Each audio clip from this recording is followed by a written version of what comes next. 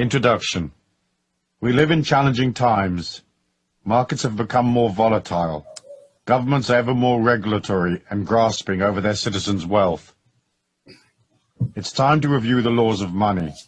In such changing conditions, it's easy to lose sight of the fact that we live in a very abundant world, that the laws of money and flow are eternal and natural, that nothing has really changed. Abundance is our birthright.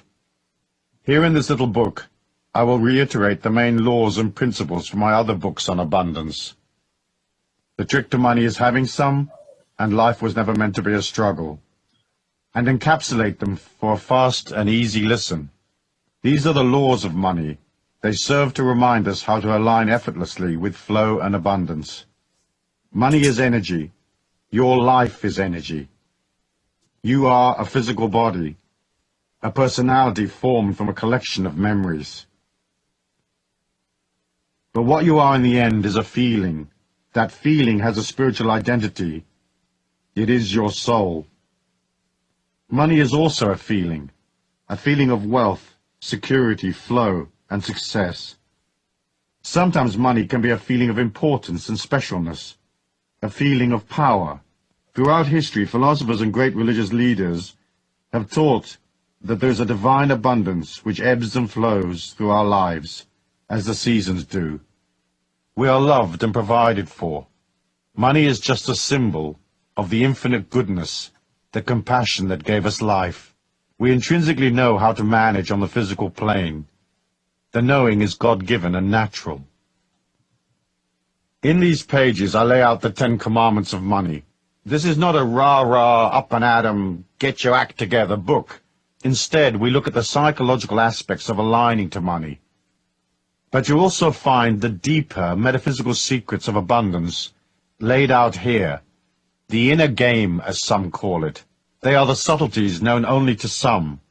Subtleties usually overlooked because they're not immediately obvious. We each have to search within to comprehend the ebb and flow of money in our lives. It's one of the great spiritual lessons of the earth plane. As our physical balance, love and compassion, interpersonal relationships, and the other experiences we collect in life. Money is important. First, because obviously we have to eat. Second, because as divine spirits, we get a free body, and we're spiritually required to take that body around the earth plane to collect life's experiences. Mobility is important. It grants you the wherewithal to delve deep within yourself, to pull out your true power. From that personal power flows all the money that you'll ever need. At the end of your life, with all its triumphs and all its beauty, you're just a collection of memories you managed to acquire.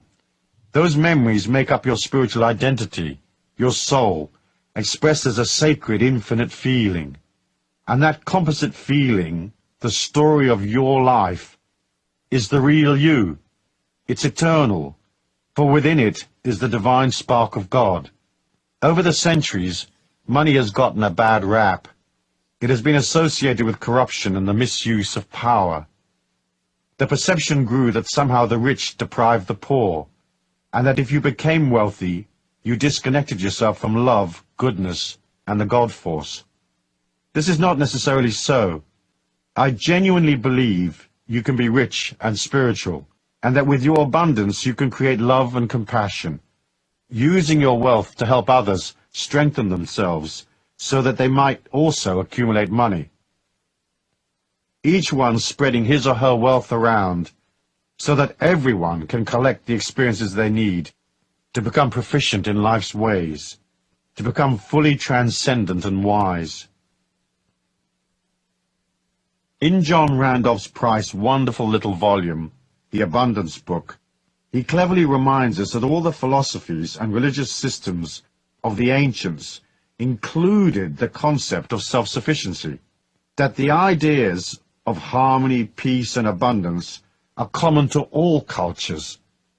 Price quotes 9 excerpts from the Bible, abundance affirmations such as, "Beloved, I wish above all things that thou mayest prosper, and thou shalt remember the Lord thy God, for it is he that giveth thee the power to get wealth." Most of us don't remember these. We only remember money is the root of all evil. But the actual quotation is, the love of money is the root of all evil. Money of itself is a symbol of appreciation, a gesture of goodwill and compassion. It's only the negative emotions around money that are evil: greed, avarice, an obsession with power, and so on. Money is neutral. It's only a solidified form of energy, light. And light, of course, is also neutral. It can illuminate a church or cast shadows in a torture chamber. In the early Christian era, the church sought to control people. The ideas of self-sufficiency and the oneness of all things was edited out of the scriptures and religious teachings. Self-empowerment and independence were considered threats to religious authority and the feudal control of common people. But times have changed. Price points out in his booklet that the transcendental movement has, in the period of just over 100 years or so, reclaimed the concept of abundance, harmony, and the oneness of life. It began with Ralph Waldo Emerson and the early Theosophists, and then on via Mary Baker Eddy, the founder of Christian Science, and those who formed the New Thought movement, each one helping to re-establish the spirituality of self-empowerment.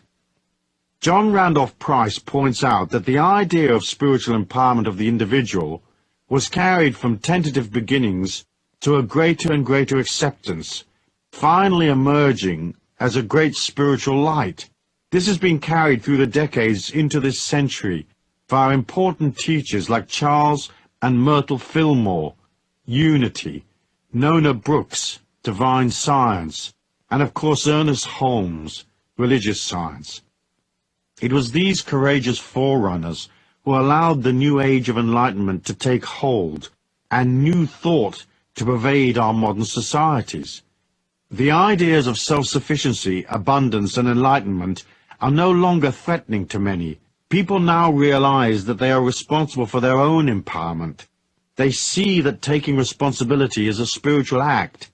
It allows each one the freedom to become more. For that to happen, people have to be brave, and they have to grasp the idea that they can control their lives. Accepting responsibility is an uncomfortable thing, for within that idea is the birth of the true individual. It's the only solution to our society's problems. Expecting someone else to fix our lives is silly. In the end, we need 6 billion individual fixes. In the past, we were manipulated and shamed into believing that the individual was not important, that all power and control over our lives should be handed over to the authorities, who would act as custodians of the collective good. Watching those characters manage the collective good for their own ends, often to the detriment of ordinary people, caused many to wonder if the philosophy of such disempowerment actually worked. The collective good became known, amusingly, I think, as the public interest, which turned out to be anything that suited the leaders of our spiritual, financial, and political status quo. The endless manipulation and control of our society was sold as an idea that is holy and good. After all, who could argue against the public interest? However, the idea that some brainless drone in a pinstripe suit on a massive power trip can tell you what color to paint your front door hasn't generated much interest from the general public. On the religious, spiritual front, we were sold the idea that we needed the authorities to intercede with God on our behalf. It has taken us over 1,000 years to realize that this idea is rather silly, and that we can have a little chat with God any time we like, without asking permission or hiring a spokesman. What's cool about the modern Christian churches is that they don't say you have to go through them to get to God. Instead, they teach people to empower themselves. Of course, the concept of taking responsibility and empowering yourself and granting yourself the freedom to guide your own spiritual destiny are radical ideas which are still taking shape. Look at our Western democracies. In theory, they are free. But in reality, what freedoms do we have? There are millions of rules that empower the authorities while milking the citizens and controlling every aspect of our lives. I often say you are free as long as you don't want to do anything. The minute you get a creative money-making idea, the political system jumps in with you. In true mafia style, they become your silent partners. You get the work and the risk, and they effortlessly get a large chunk of the reward while placing 100 hurdles in your way. In Europe, where institutional control was invented for the most part, self-empowerment still isn't considered cool. The idea that you might want to make money, become abundant, and direct your life is still regarded as brutal, egotistical, and rather nasty. Anyone headed in such a direction will have to plow through endless negative waves of antagonistic opinion. They will have to be brave and face the manipulators, who heap shame and ridicule on anyone who seeks to break out of the straitjacket of the old mindset. Still, we haven't lost heart. Our time has come, and the rules of money are simple. It's not too hard to quietly thread your way through the morass of nonsense, to still make it and become free. Millions of energetic people have done it, in spite of the system. The new idea is here. Control is very old-fashioned, and our societies will gradually change as people come to see that the old system just doesn't work. I think the pioneer spirit of the Americans has allowed them to embrace the idea of individuality more readily. People there are more free. They're not so tied to the memory of ancient feudal systems. As a result, the new thought has gained ground in America, and individuals can strive for abundance, liberty, and mobility without feeling bad about it. People want to be free. They want to experience life to the full, without having to subjugate themselves to restrictive institutional controls. It stands to reason. Yet even in America, a push-pull process has been going on for 50 years between the old-style forces of control and the new ideas that seek to liberate. The advantage Americans have is that they aren't subjected to the shame inflicted on ordinary Europeans who seek self-empowerment and wealth. That fact allowed progressive religious leaders like Ernest Holmes to form Christian churches which taught self-empowerment. These progressive modern churches have radically changed the old ideas. They, more than anything else, have given birth to the Age of Enlightenment. Chuck in the hippies, flower power, and the New Age movement, and suddenly great swathes of the population are thinking differently. Each one is pushing up against the thought police, those who seek to disempower and impoverish us while controlling, marginalizing, and ridiculing alternative ideas. John Randolph Price says, "It is now estimated that at least 25% of America is involved in some measure with what is considered esoteric philosophy or New Thought religion. And right in the mainstream of this consciousness is the truth that God is boundless wealth, and as expressions of the infinite, we have an abundant inheritance." In the time frame of history, these ideas are brand new, and yet they have swept America like wildfire and spread from there across the Western world. The concept of abundance and self-reliance is being given a new image. Teachers have carried out the new idea, saying it's okay for individuals to take control of their lives, and wealth, when used sensibly, is spiritual, desirable, and above all, natural. That's not to say that poverty is necessarily unnatural, for some are born into difficult situations where they lack opportunity or education. Yet we can all rise, no matter how humble our origins, for money is energy, and generating energy requires nothing except enthusiasm. We should also remember that the inability to align to money in abundance is not a misfortune, nor is it necessarily bad luck, or a sad karma that you've been lumbered with. More often than not, a lack of money is the result of errors in the fine-tuning of the buttons and knobs that make up the real you and your grand plan. The difference between the tramp and the millionaire is an almost imperceptible shift in consciousness and vitality. You too can make an upward shift simply and easily. You can learn to be more open and place yourself in the flow while learning the subtle laws of money and abundance so that life's opportunities come to you more naturally. It's all part of your spiritual journey. That is not to say that people who are very rich are necessarily very spiritual. Some are naturally adapted to the marketplace of life. However, in order to be a complete, whole, divine being with a bag full of memories and experiences, you may need to make the adjustments. So here are the 10 Commandments of Abundance, along with the underlying metaphysics and a brief discussion on what action you might take. I trust that I can remind you of the things you already know, bring to your perception things that you may have missed, and urge you to take certain actions so you can step into the prosperity and security which is a natural part of our human evolution. Yes, the rules and regulations of life can make things a bit harder, but if you have the knowledge, it becomes easy once more. By the end of this little book, I hope I will have convinced you of that. In addition, I hope that you will see that in some instances, compassion can be described as the manifestation of love in action, and that money is, in part, the fuel by which you express a greater compassion, by transcending a poor self-image, loving yourself, being there for others, and being grateful for the immense gift that has been bestowed upon you, the first and greatest gift you will ever receive, the gift of life. The law of abundance is natural and God-given. Concept. Since the beginning of time, philosophers, visionaries, and great spiritual leaders have talked about the natural abundance of our planet.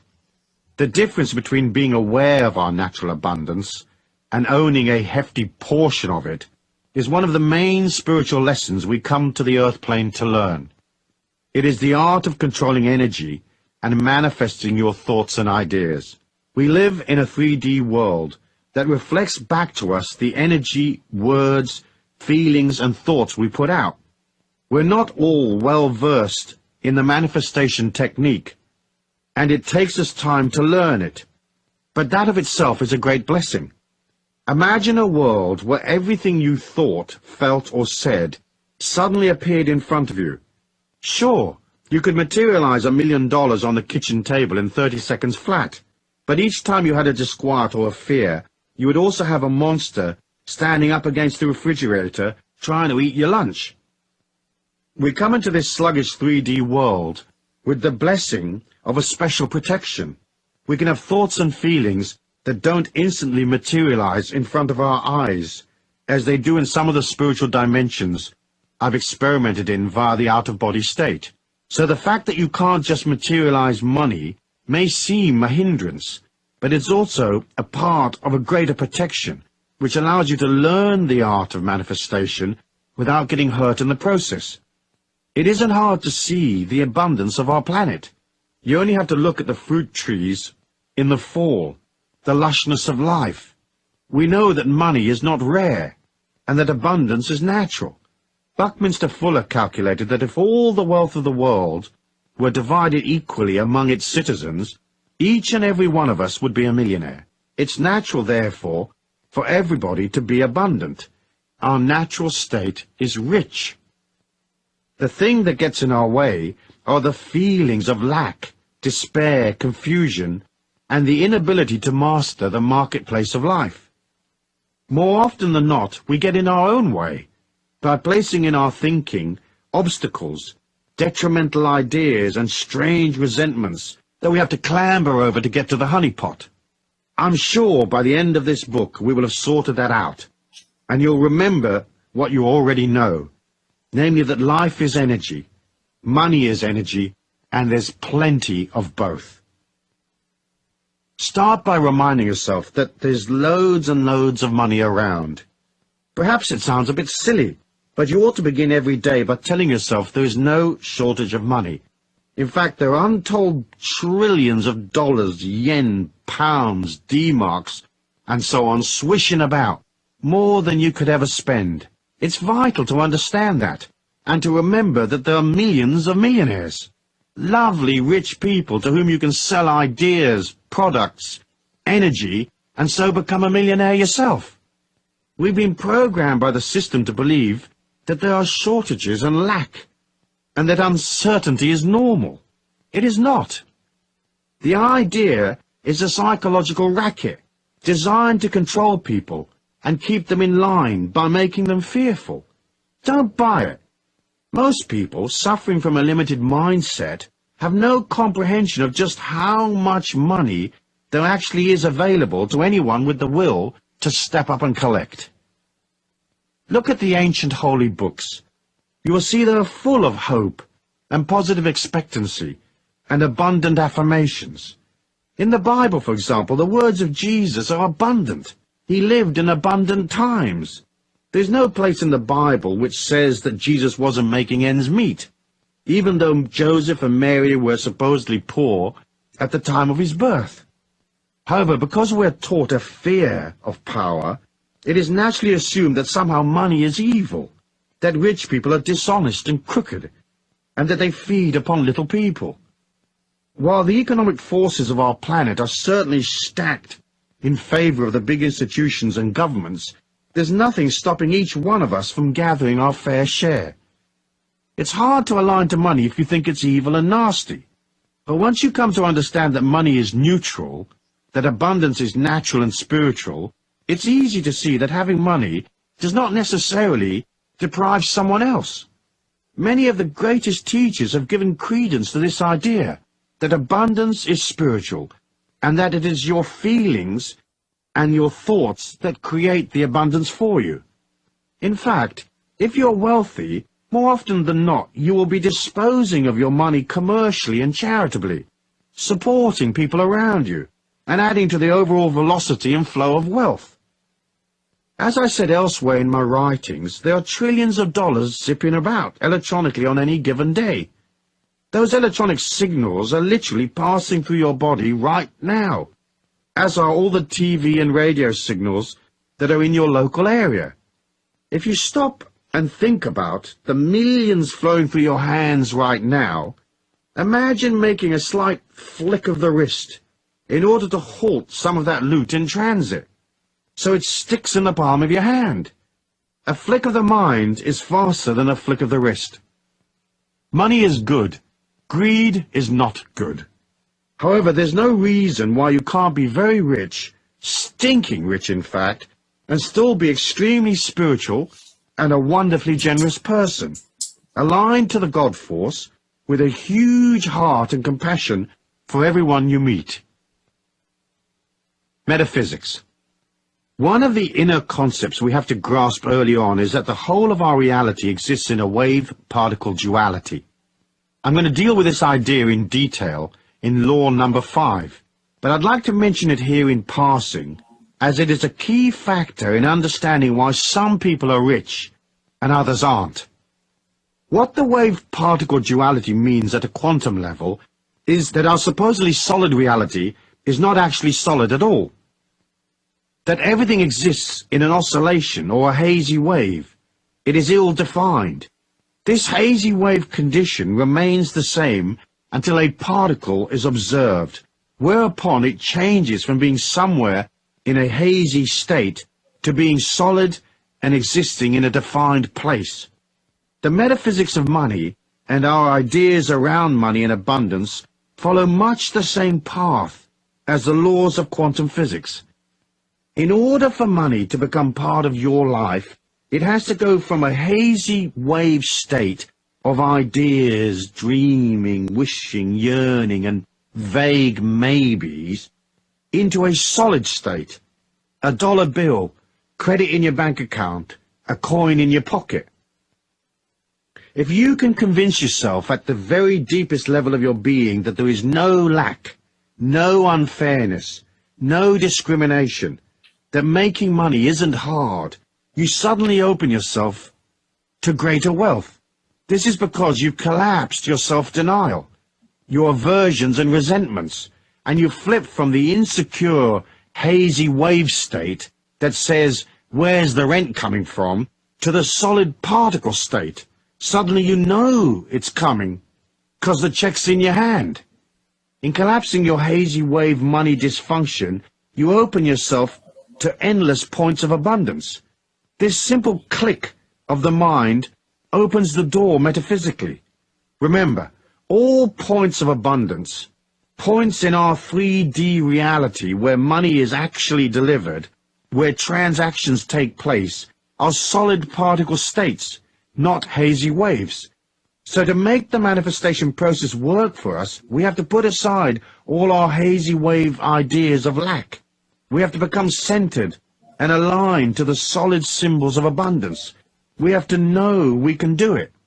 When thinking about your money flow, say to yourself this: there is a way, and I will definitely find it. This affirmation works well for most all of life's little problems. Action.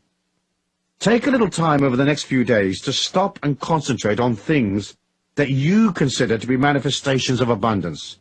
Go to places where wealthy people hang out. Look at the symbols of their wealth and affirm the abundance of this earthly dimension is holy and good. Yes, money can be used for evil purposes, but in itself it has no energy. To make your feelings right, you've got to agree that abundance is natural. You can't look at abundance with anger or envy. You can't become abundant if you exclude yourself. So when you see a person in a limousine wearing fine clothes, if you say consciously or subconsciously, "What a rat! That lifestyle's not for me. Poverty is holy and good," you deny your potential. It isn't easy for most ordinary people to look at extreme manifestations of wealth and join in the idea. The ego is too racked with jealousy or inadequacy and judgment. We'll look at a palace and we'll say, "That's not my kind of house." We'll see expensive things and say, "That's far too much for me." To be abundant is simple, but first you have to be able to join with your feelings. It's not vital that you can instantly visualize yourself in the presidential suite of a 5-star hotel, providing you don't deny yourself the possibility. In other words, you may say, "I don't have to stay at the Grand Hotel, but it's certainly something I could take in my stride. It's certainly something that I'm pleased exists. Moreover, I'm thrilled for the people checking into the presidential suite right now." In this way, you switch from the negative affirmation that money is bad and poverty holy to the idea that money is neutral, that abundance is natural and God-given. So, acknowledging abundance as a daily affirmation is a part of your disciplined action plan. Make a point of noticing the plum tree full of fruit. Gaze at fields of wheat. Meditate on the endless rows of vegetables at the supermarket. Accept the warmth of the sun as it rises each morning, and engage your childlike self in awe at the abundance of stars in the night sky. Now do this. Get a 7-day candle, one of those votive candles in a glass jar, and place it in the southwest corner of your home. With the candle, you can place any sacred or power objects you may have. Next, you'll write a letter to the universe at large asking for a cash refund. I'll explain. In this lifetime, you've worked, and you've helped people, and you've loved and cared for them, and you've generated good energy, much of which you didn't get paid for because naturally you didn't expect to get paid for kindness. But you're entitled to a cash return for all that love and energy you put out. But only if you ask for it. So ask. Tell the universe, "Hey, I've done this and that, and I've worked diligently on myself, and I've helped others. And as money is only energy, and I've put out loads and loads of energy, I want a return of that energy, a refund, and I want it in cash and right away, or anyway, as soon as possible." Add a sentence that says you love and believe in yourself, that you love and believe in others, that you know the world is abundant, and that you feel worthy and entitled to your cash refund. Light the candle and put the letter with it. Then each day visit your sacred spot and ponder on the imminent arrival of your refund. Do this until your refund appears, restating your affirmations and replacing the candle each week for as long as is necessary. It's okay to leave these candles burning all the time. Just make sure it's in a safe place. Expect a surprise. You'll be amazed. When I did this exercise, I waited for a few weeks and then $30,000 dropped in my lap unexpectedly. Nice refund, I'm thinking. Chapter 2. The Law of Flow. Concept. Everyone can get their head around the idea that abundance flows. We watch it daily, flowing and not flowing. Here's the subtle trick to being in the flow. But first, let me remind you that a positive attitude goes almost without saying. The more you moan and affirm you don't have enough money, the more it slips from your grasp. Maddening, really. For when it slips away, that of itself becomes a negative affirmation of how unfair the system seems to be. Of course, it isn't unfair. It's just energy in motion, responding to feelings. To those that have, more shall be added, and to those who don't have, a chunk will be taken away. So the first rule of flow is to constantly tell your mind you are rich. There are many manifestations of wealth that aren't necessarily cash. Love, friendship, nature, sweet sensations, pleasing emotions, etc., etc. Rich is a way of viewing life. So tell yourself, I want to view the world with a kindly eye. I want to view it richly. Remember, your unconscious mind, the powerhouse of your soul, doesn't know if you're rich or not. If you tell it you're rich, it will accept that as gospel. You have to believe in luck and flow and goodness, even when cash-wise, things might be bloody awful. Perhaps it goes against the grain, but if you see your affirmations as just that, affirmations, you can affirm your abundance and good fortune even when things look a bit dodgy. The poorest person has things to be thankful for, so affirming your abundance is an act of gratitude and humility, as well as a way of keeping yourself in the flow. People get into trouble understanding flow because they can't tell the difference between effort and struggle. So they'll get an idea and everything tells them it's not working, and yet they plug away, doggedly going through the agony of it all, because someplace back there somewhere, someone told them that whacking their head against the wall was an honourable way of conducting themselves. Not quite so. Struggle causes a lot of pain, because it involves a lot of negative emotion. Struggle is also very hard work. All ideas that are holy and good and honest, ideas that serve humanity and yourself, will have a positive energy of their own. When you head out to materialize a money-making plan, it will gather momentum. It's as if the universe at large leads you step by step, showing you the way. That's flow. You meet the right people. You sit in the right seat on the plane, and next to you is the very person you need to connect with. It's a wonderful thing watching flow in motion. We all know what it looks like. When it's working, the trick is to be able to pull back when things aren't flowing. As I said in my little book, Life Was Never Meant to Be a Struggle, struggle is effort laced with emotion. As humans, we are required to exert effort to get things done. So if you're cycling up a hill delivering loaves of bread, you'll expend calories pedaling. Effort is natural. When one's energy expenditure gets wrapped in loads of negative emotion, that's when you flip to the unnatural, from effort to struggle. At that point, you should pull back and ask yourself loads of simple questions, questions that highlight silliness. Of course you need perseverance when times are tough, but perseverance mustn't trip you into negative emotion. That will destroy your dream real quick. So if things aren't flowing, watch the signs very carefully. What little adjustments can you make to get things moving? Is your plan realistic? Do you have the wherewithal to pull it off? Are you missing some component? If you're missing a piece of the jigsaw, what does that piece look like? Is the piece inside you, or where will you get the bit you need? It's okay to go up the path a little way, only to discover it's not right for you. As long as you realize when things aren't working, and pull back. The trick is to evaluate and ask yourself, is this a stupid idea or not? Am I going about it arse backwards or what? Do I need this suffering, or is my suffering voluntary? Remember, it's not a defeat to pull back when things aren't right. You can always wait for things to change. The fool plugs away regardless of the signs. If you are aware, you'll pull back, or perhaps continue slowly forward, watching carefully, making adjustments as you go. Remember, don't be impatient. Things always take longer to materialize than you think they will. That's because our minds can move faster than the 3D reality in which we all exist. Also, it's okay to make mistakes. It's okay to fail sometimes.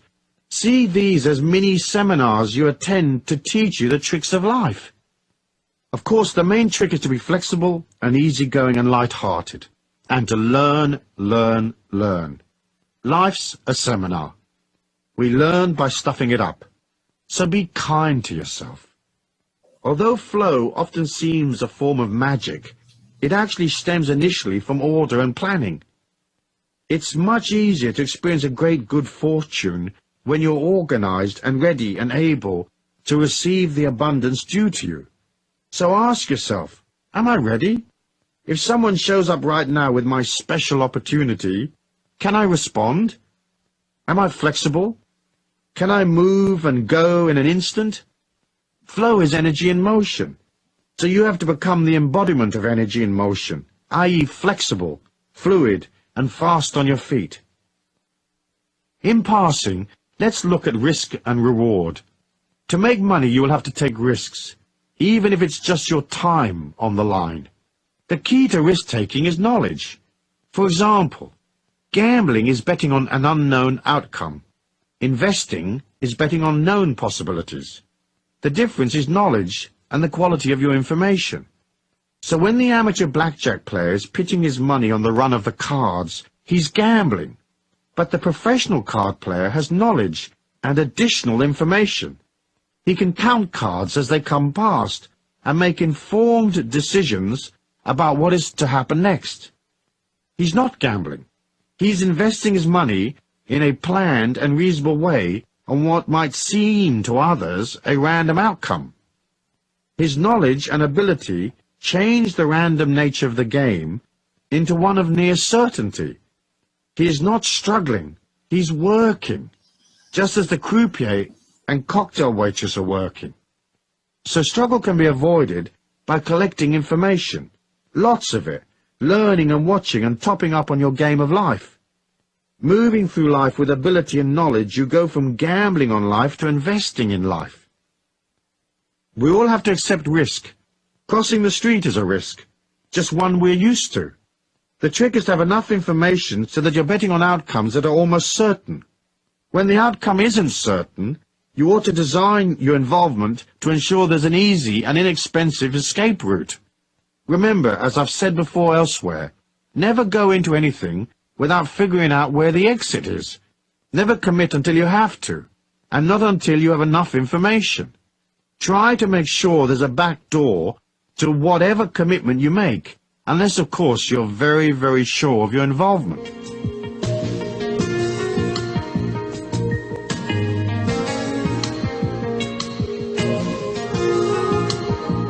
Metaphysics. The metaphysics of flow is easy to comprehend. You figure it with your feelings.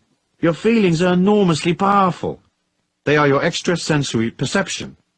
The mind can deduce from what it already knows and guess at an outcome. And millions are lost every day using this intellectual guessing method. But your feelings are more accurate, for everything is energy. So any deal or investment or any involvement with others has an energy of its own. That is its thumbprint, if you like. Use your feelings to stay in the flow and keep away from trouble. Remember, if an idea feels wrong, it is wrong. That's not to say that you should trash a deal whenever you have a moment of disquiet. It's just to say, if suddenly there's an energy shift, you're in tune with your feelings. That shift will alert your feelings. When something feels odd, stop and notice and take stock. Your feelings guide you away from trouble. Half the trick to making money and being in flow is staying away from deals that don't work. It's the deals you walk away from that make you rich, as much as the successful deals. So put your feelings into everything. Meditate and become a satellite for your subtle feelings. The way to build up your sensitivity is to ask, ask, ask. Constantly refer back to your feelings to confirm your direction. If you're in a meeting, mentally reach out to the other people there and imagine your arm extending to touch them in the heart. Then mentally pull your arm back quickly while centering your mind, blanking it, and ask, how does this person feel? edgy, arrogant, angry, excited, crooked, safe, loving, kind, and so on. Your first impression will be the correct one. The litmus test to referring to your feelings should be used many times a day. Energy shifts constantly, so you'll want to be aware, especially when dealing with other people. How does this situation or person feel right now? How is it different from the way it felt last time I checked in? Is this deal I'm considering for real? Or has something changed? What's the upside? What's the downside? Is the downside far greater than the upside? Is the risk worth taking? Then ask yourself how you feel. Are you happy, comfortable, flowing along, or is there something bothering you? Staying in the flow is only really a matter of staying close to your feelings. Struggle comes from a lack of awareness of self and from poor quality information. It is also compounded by the inability to turn back when the energy on a particular path peters out. Stay in the pocket. Be aware, shift and change. And never get into anything you can't walk away from. Keep these rules and you will always be in the flow. Action. The action of flow is one of being alive and aware, ready to step forward fearlessly. You have to move towards your target, so do something each and every day that improves your situation and takes you closer to your dream. Sometimes that action may just be a simple thing that grants you more stability or more order, like perhaps you take a day out to tidy up your paperwork. Order of itself is a positive thing, is it not? Rarely do opportunities find you. Usually you have to be moving towards them. So heighten your ability to stay in the flow by heading out, talking to people, making contacts, stepping out from where it's safe and cozy, pushing against your comfort zones, reaching out. That's how the faucet of flow is turned on, by generating energy each day so that the universe at large can engage its magnificent laws and deliver to you even more energy. Try this. As well as moving towards your goals physically, through action, say, simultaneously clear a path on an inner level by blowing love and light out ahead of you. For example, if there's a person in your way, your boss say, start every morning by sitting quietly and seeing her or him in your mind's eye. Bring them up close to you so you're almost eyeball to eyeball. Then breathe a long breath in and expel that breath out into their heart.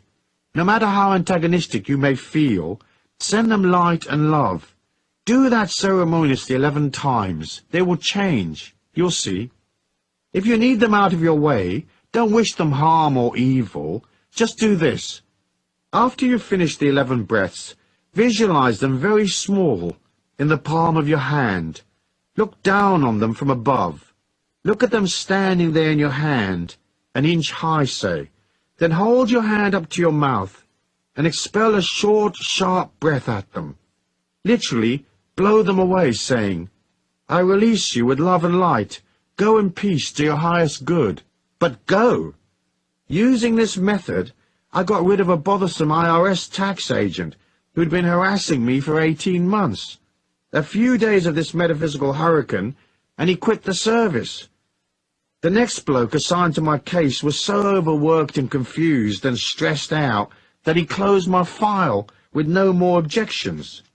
If, say, you're off to an important meeting today, breathe in the location if you know it. See it in your mind's eye if you've been there before, or visualize the people, or at worst, just imagine the meeting. Breathe in 11 times and see love and light to that location. Remember to tell your mind approximately what time the meeting will be. So say, I'm projecting this love and light to such and such a location for use between the hours of noon and 2 o'clock or whatever. Use your inner power equally with your outer strength. That inner power places good energy ahead of you. It gets rid of dodgy people and helps close the gap between you and money. That brings us to the next law of money, which is the law of distance. Chapter 3. The law of money and distance. Concept. In order to be abundant, we have to be close to money. Often our relationship to money follows a push-pull, love-hate pattern similar to our other relationships.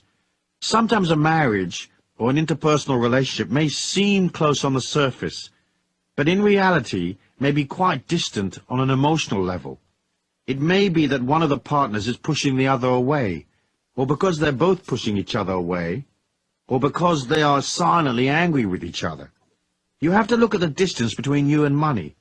Are you close to it and pulling it to you, or are you distant from it and pushing it away? Naturally, the closer you are to money, the more likely you are to receive plenty of it. The law of distance breaks out into 3 distinct categories: emotional, intellectual, and physical distance. Let's talk about emotional distance first. If you have subconsciously established an emotional distance from money over the years, and if that distance is embedded deep in your mind, an anti-money veneer develops around you like a rhino's skin. It's a bubble of energy that disempowers you, denying you access to the green stuff. In a weird way, the anti-money veneer is trying to protect you from getting money. It establishes itself over the years. It's partly due to the anti-money feelings you hold, as discussed previously, but mostly it's sustained by what you feel about yourself. I'll deal with that in more detail when I talk about money and love in law number 10, but one example is self-hate. If you don't respect yourself, it's hard for people to grant you worth, so people will always undervalue you. If, say, you've always felt yourself to be an outcast, you may exclude yourself from the marketplace of life because you've excluded yourself socially. You may find you're always too late for the real money. You just missed the boat because your energy isn't inclusive enough. Not being able to include yourself, you find a subtle way to deny yourself the very thing you want. Meanwhile, you may still act out the chase, trying for the deal but not quite making it. This way you can feel okay about your efforts. You can kid yourself you tried real hard, but deep down you had your inner sabotage program ready to kick in. It's the mind's way of falsely endorsing itself, saying, I tried hard, so I must be righteous and good. And I've only just missed. What bad luck. It's not my fault. You see yourself as an honorable struggler, denied through no fault of your own. Many believe that asking for money is unholy or wrong. Most won't even admit they want the money that they're asking for. Weird. Our society is pre-programmed to keep us all poor. We don't have to ask for oxygen, and money is a type of oxygen. You can't operate out of, if I don't breathe, will you love me? If I don't charge you, will you consider me holy and good and a nice person? Will you accept me? If asking is an issue for you, practice, practice, practice. Start at the bathroom mirror. Imagine your customers, boss, whoever, there in front of you. Imagine them asking you, how much do I owe you? And see yourself smiling as you pause to mentally double your prices. And listen while you say unashamedly, $30,000, thank you. See your hand out, waiting to receive your self-worth in the solid particle form. Once you realize that the emotional distance between you and money might have occurred because you acted against yourself in the past, disempowering your chances, establishing a distance between you and money, you can fairly easily click your mind and start including yourself. A good thing to do as part of your abundance affirmation is to include yourself in socially. Go to the street party, show up at the dance, attend church, seek people out, and make it a discipline to include yourself. Remember, the more people you know, the easier it is to make money. People are the custodians of the planet's wealth. Knowing people is almost as good as cash in the bank. If you've created an emotional distance between you and money in the past, take a moment to ponder on what those emotions might be. Write them down and really look at them. See where they came from. Then realize that all you have to do is change your mind and act out that change by sidling up to where the moolah is. At the same time, you have to work on how the bubble of anti-money protection built up around you. Some of it is shame, as I said, but most of it is suppressed anger. Once you identify what feelings you've suppressed, you can start owning them. Once you realize you're angry, you can release it. Whack the cushions with a bat. Rant and scream and shout. Release the anger, saying, I'm angry because I'm not getting paid as much as I'm really worth. Let it go. You can change the situation later and put up your prices, but first you must release the emotion. You can't get a pay rise when you're angry. People will react to the negative energy and will resist you. They'll perceive, consciously or subliminally, that you don't love yourself. So why should they acknowledge you? They may even try to cut your money because they see you are devaluing yourself. Write down on a scrap of paper what it is that irritates you or frustrates you, the things that make you angry about money and the way it flows into your life. If you perceive that a certain person is blocking your access to money, include them on your list. Try to be honest with yourself. Telling yourself little fibs and being covert with yourself is partly how you establish the distance in the first place. Truth may be uncomfortable in the short term, but it's preferable to the long-term frustration, anger, and struggle that comes from a lack of awareness, especially if you have to sustain a lot of half-truths or lies. Say, for example, you tell yourself you're working hard, but you know that you're mostly doing busy work and avoiding the difficult stuff, and that you're loading up in actions that look good but get you nothing. If this is so, you might get very pissed off by your lack of results, without being aware that you're acting as a terrorist against yourself, sabotaging your bottom line. Once you're honest, you can make adjustments. If, say, you've kidded yourself you're brilliant at what you do, when in fact your performance is sloppy and inferior, it limits your ability to get to the truth and really improve. Usually you'll claim that your lack is because of some outside force, luck or whatever. Most people you meet are fairly useless at what they do. You know that because you see it every day. Now, this sloppiness of attitude, this laziness and lack of effort does not necessarily apply to you, but we can all evaluate and improve, can we not? On the other hand, you might have created an emotional distance between you and money because you've capped what you will give. So you might eke out your energy, limiting what you will provide or do for others, while expecting the universe at large to dollop great quantities of goodness upon you effortlessly. You have to be ready to serve and to give. You don't have to give money away necessarily, especially if you don't have much, but you do have to give of your heart. You have to be emotionally generous and willing and open, and not tight-assed and closed. If you expect the universe at large to increase your income 10 times, it's hard for that to happen if your heart is closed and you are no bigger as a person than you were before. It's simple to comprehend. Big heart, big money. Little heart, little money. And lots of rip-offs and missed opportunities. Deals that go sour, ad infinitum. Easy peasy lemon squeezy. Anyone can work that out. So closing the emotional distance means opening your heart, going past your resistance, stepping up to bat, and including yourself in the process of life. You have to be present and aware. You have to join, not avoid the issue. So be open, be ready, willing, limitless, agree to serve. Subjugate your ego for the needs of others, but don't lose your sense of self. Be available, open and ready, but don't give yourself away either.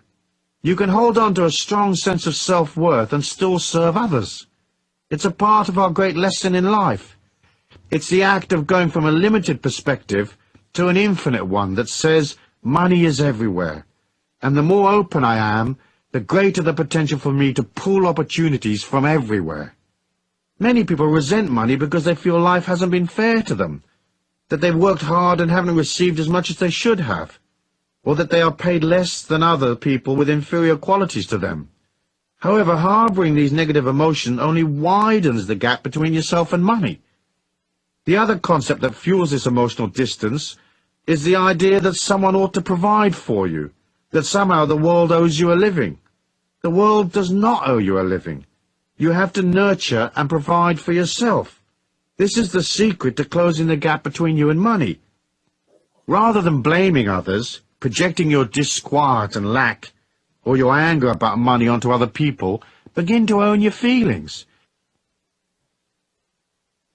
The intellectual distance between us and money usually results from a lack of understanding or knowledge.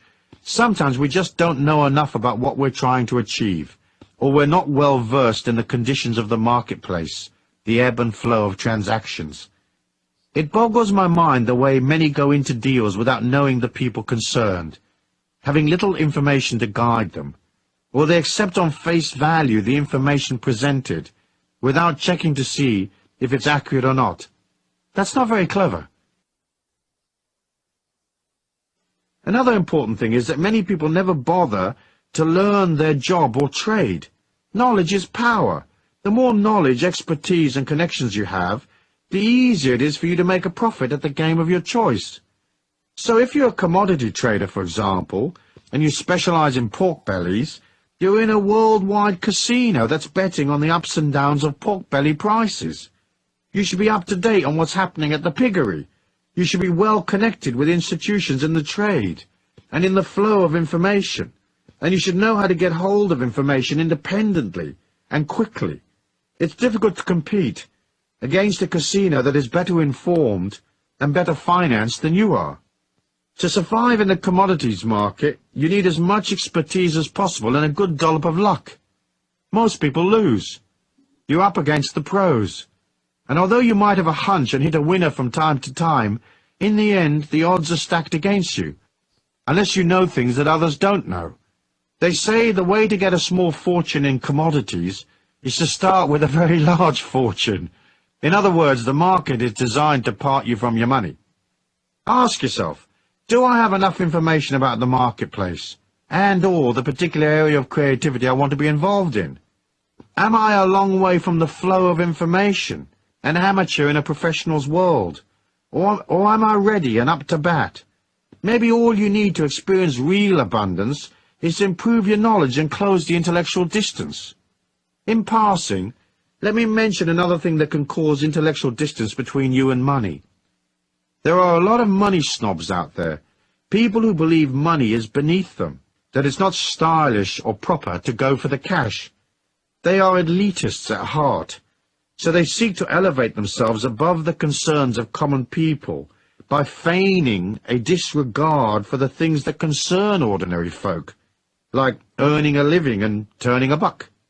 Sometimes this elitism is a social class thing.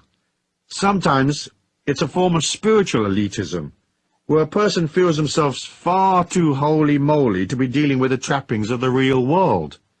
Don't be a money snob, unless of course you've inherited millions. Then you can do what you like. The rest of us have to deal with life day to day, and money is a part of taking responsibility and accepting the system. You might as well enroll for the seminar and get it right, quick.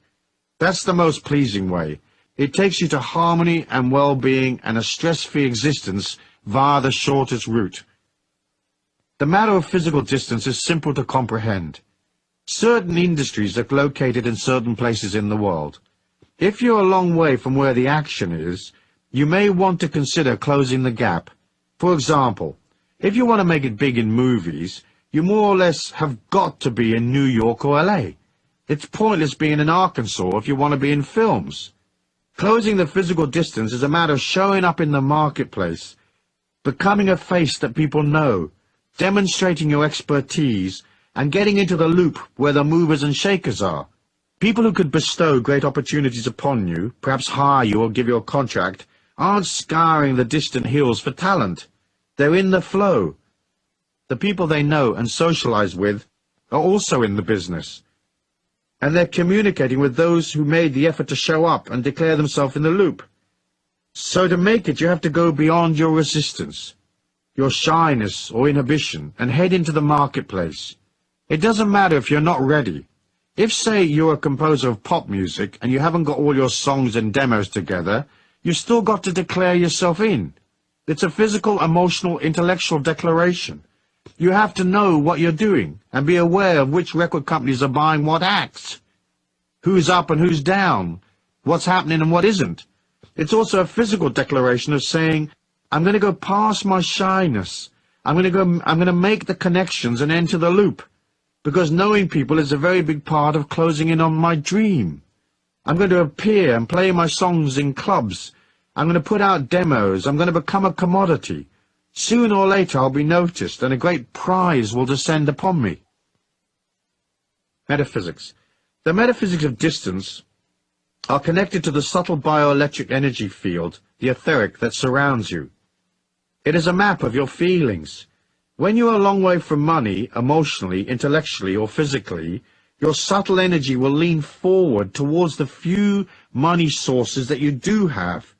It will lean against people, begging for opportunities, begging for life to cut you some slack, or begging for a miracle to cover your phone bill. Your subtle energy becomes sloppy because you're leaning away from your power, towards what you perceive as the lifeboat. When you're solid, when you're taking action, working on yourself, your etheric is strong and powerful. It's not leaning up against life, trying to pillage it. It is standing straight, saying, I'm working on myself, collecting knowledge, processing my feelings, improving my performance. I've brought myself to the marketplace, and I am at peace with myself. I know money flows. I know fantastic opportunities are available to me. I don't have to lean against people. I can wait, watch, and pick my moment. I'm not whining and begging, globbing on to people like some sort of sticky goop, hoping they will elevate me or cut me a special deal. In the metaphysics of distance, you don't lean up against what you want, because in doing so you push it away. Stand straight, nurture yourself, crown yourself king or queen, and work on things that are practical, things that endorse and help you. Action. It's a simple thing to sit in meditation and differentiate between your intellectual attitude to money and your deep inner feelings. Most people would like to have some more of it, but you have to ask yourself if there's a contradiction between what you say you want, hey, I want more abundance in my life, and what you actually feel. Closing the emotional distance is a matter of deciding or looking at what your deep inner core beliefs are about money. How will you emotionally get off the island of lack and row yourself over to the mainland where the market is bustling with activity and cash is flowing?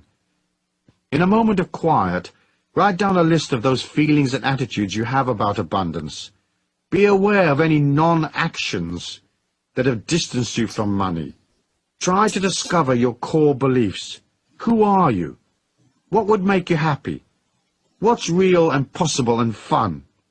And what's just the ego's disquiet? Delve deep within and ponder. Pondering is good medicine. Discovering what you really want saves you endless confusion and wasted energy. Use your feelings to differentiate between vague yearnings of the ego and your deep innermost desires and needs. In this way, you will eliminate blocks and highlight any contradictions that may exist. For example, many would like to be millionaires, but subconsciously they know that making millions often takes lots of effort, and with that comes a lot of stress. So intellectually, they would like millions, but their inner truth is different. In effect, their subconscious protects them from something that sounds good to the ego, but would actually be a living nightmare. Looking at the distance between you and money teaches you things. Perhaps all you really need is a bit more money and a bit more security. Now, it may seem an odd thing to say, but you can't get security by earning money. Earning money involves activity, and all activity burns energy.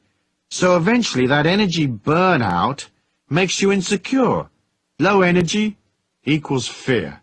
High energy equals security. The only way you can increase security is to nurture yourself. All insecurity comes from the fear of collapse. The collapse of a situation, of your life, a business, whatever. So if you need more security, work on your body. Be kind to yourself. Sleep more. Rest. Hang out in nature. Do nice things for yourself. No amount of money in the world can make you secure. Of course you can combine hard work with self-care, but you have to work at it. I was having dinner with Deepak Chopra recently. He's a successful author and lecturer, constantly jetting around the world. Yet he maintains balance by finding time to work out, no matter where he is, and by maintaining a very healthy diet. He told me that every 3 months he takes 5 days off on his own. He goes somewhere remote like a desert and stays there in silence. No phones, no people, nothing but him and silence. It's a brilliant idea. He rebuilds his energy by pulling back, and then he's ready to zip around for another 3 months. Get in touch with who you are. See what motivations are real, and which ones come just from the intellect and ego. Perhaps you don't really need the aggro of piles and piles of activity and responsibility. Perhaps all you need is a carefree life, with some good creativity, loads of friends, and plenty of fun and games. In the end, you must both take care of the inner spiritual self and satisfy the many needs of the outer self. It's a balancing act, like everything is a balancing act. If you look within and discover that making piles of money is your thing, but worry about the contradiction that may exist within you, don't despair. It's easy to change the subconscious. You just tell it that you've decided to change. You can easily rewrite your subconscious mind. You just keep telling it something different. You may have to do so over a period of days and weeks, but it's simple to agree to change your mind. It's also easy to see that abundance comes from closing all of the gaps. That idea of itself gives one a lot of hope and determination for the future. Of course, it's not just the emotional, intellectual, and physical gaps between you and money. The real gap is always between what you think you want and what you actually want. Deep down. Once you arrive at the truth, deep within, you've come home spiritually. You've returned to the source, where your divinity exists. In there you will find the truth, the meaning of life, and you'll see what it is that you want to do, what you want to offer the world in this lifetime. It's there in the deepest recesses that you find your connection to all things. From that stems a sense of immortality, and from that comes security. Bingo! Meanwhile, you could probably use more cash, so as a part of your action plan, do this. Get your checkbook out and write yourself a nice fat check, payable to you and post-dated. Then pin it up on your fridge or bulletin board and look at it from time to time. A friend of mine who opened a shop wrote herself a check for 10 million Australian dollars and post-dated it 5 years. Her shops did well, and she probably had a few million when a company proposed that she franchise her stores. The deal was worth about 7 million. The franchise deal came in with just a few days of the 5 years left. In the end, she decided that she was into creativity, not accountants and lawyers and all the stress that comes with a deal like that. So she didn't follow through. But she was satisfied, though, because the universe did provide for her check to be made good, even though she didn't take the potential 7 million on offer, which would have given her a total of 10 million. I'm sure she'll get to her 10 million in the end. She'll just go about it in a less stressful way, a way that suits her creativity. Chapter 4. The Spiritual Law of Supply and Demand. Concept. Money is important because it is a symbol of your mastery and comprehension of life's great journey. You don't have to become rich, but you do have to have your money trips under control. Commercially, the law of supply and demand states that if there is more demand than supply, prices go up, and if there's an oversupply and less demand, prices go down. But there are other aspects to supply and demand which are less traditional. To make money, you have to deliver your energy in some form to satisfy a demand that is out there. And if what you're selling is energy, charisma, and enthusiasm, there is no competition, because most others are selling things that are lifeless, loveless, and dull. So your stuff, your service, your creativity, whatever, will always be different, unique and desirable, because you will imbue it with energy, the God force, love and caring. It will excite people and bring them to life. It will carry within it the energy of the part of you that joined, the aspect of you that celebrates life, laughs and is carefree, the part of you that honors humanity. It may just be a garden chair that you're selling, but your garden chair will radiate with light and love. It will be so lovely you could place it at the head of the round table, and no one would think it odd, as your chair is a beacon of light. Energy is easy to sell. Everyone is into it. It helps them feel special, looked after and secure. Once you imbue your life, your products and so on, with energy, you will see that the law of supply and demand no longer applies. It only relates to the tick-tock world we see around us. It does not apply once you understand the trick of projecting energy into your money-making activities. To properly comprehend this idea, you first have to make a subtle ego shift in your mind. You have to switch from focusing on yourself, what do I need, who will supply my demands, what will I eat, who will give me the things I want, and you have to concentrate instead on the needs of others. This doesn't mean that you have to become a charity worker or disempower yourself financially. It's more a way of saying your needs will be met once you find a way of projecting energy and fulfilling somebody else's need. That is self-empowerment. Hoping someone will fix it for you is disempowerment, because a satisfactory outcome always lies beyond your control, subject to the whims of others.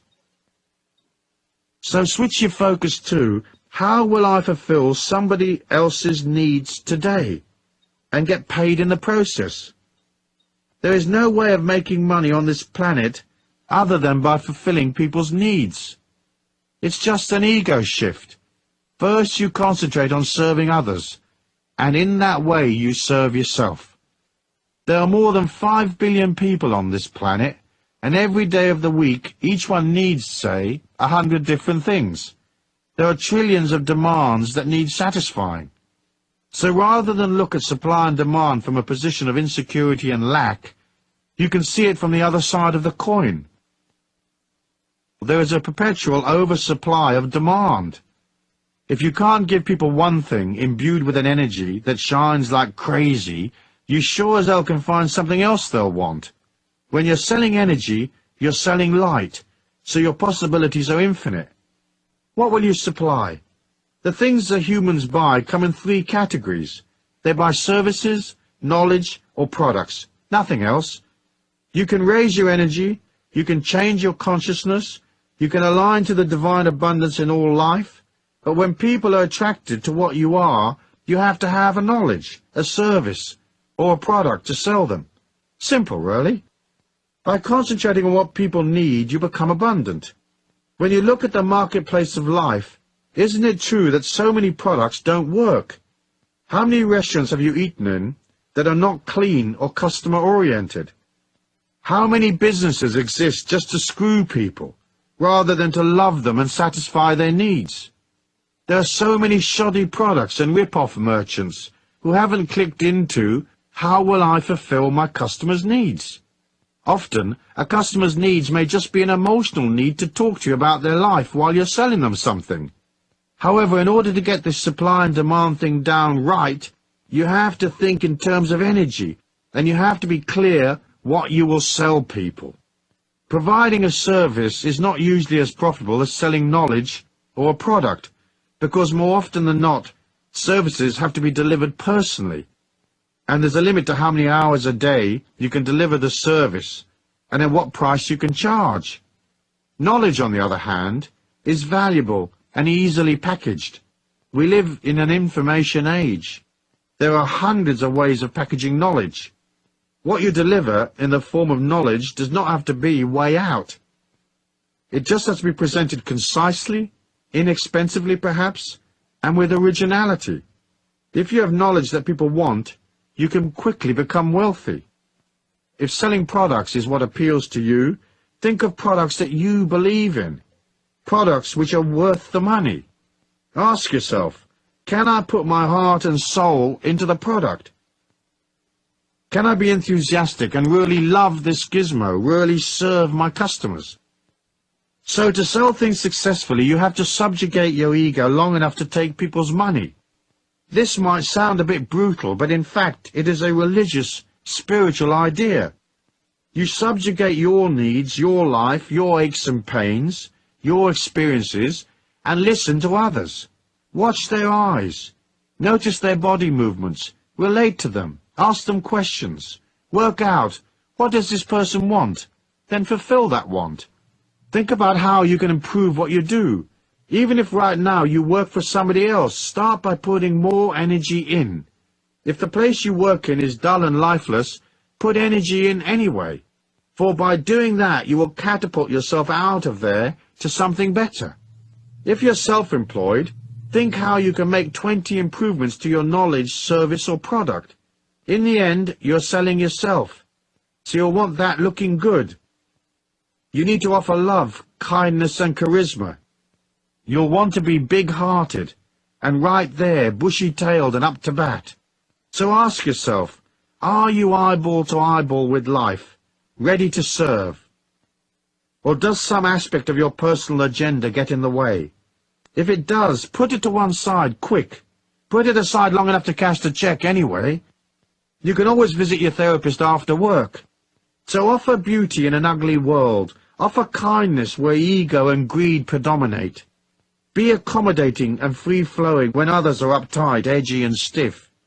It's so easy to understand. Take the product you're selling and visualize the divine light shining upon you. Breathe that light into your being and breathe it out. Place the light into the thing you're selling. If you are a massage therapist, project light into your table and your little bottles of oil.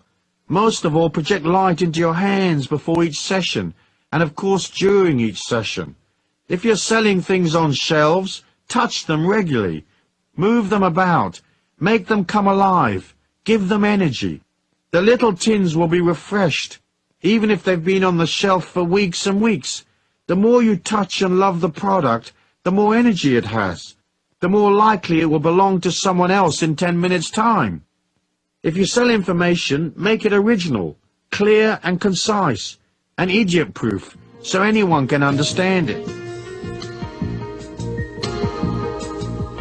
How often have you read instructions on how to access some information, say on the internet, and you wonder if it's written in Hindustani or ancient Sanskrit, or what language is it written in? Why is that? Because the person who wrote it was thinking of himself, not you. Just say it's a man this time. He lives in his own world in a basement with an IQ of 180. He hasn't seen daylight for many years, and the only human he ever talks to is a pizza delivery man. He couldn't give a stuff if you know your www.coms or not. You have to think of others. There are loads of people out there who aren't very clever, but they have money. Will they understand what you are offering?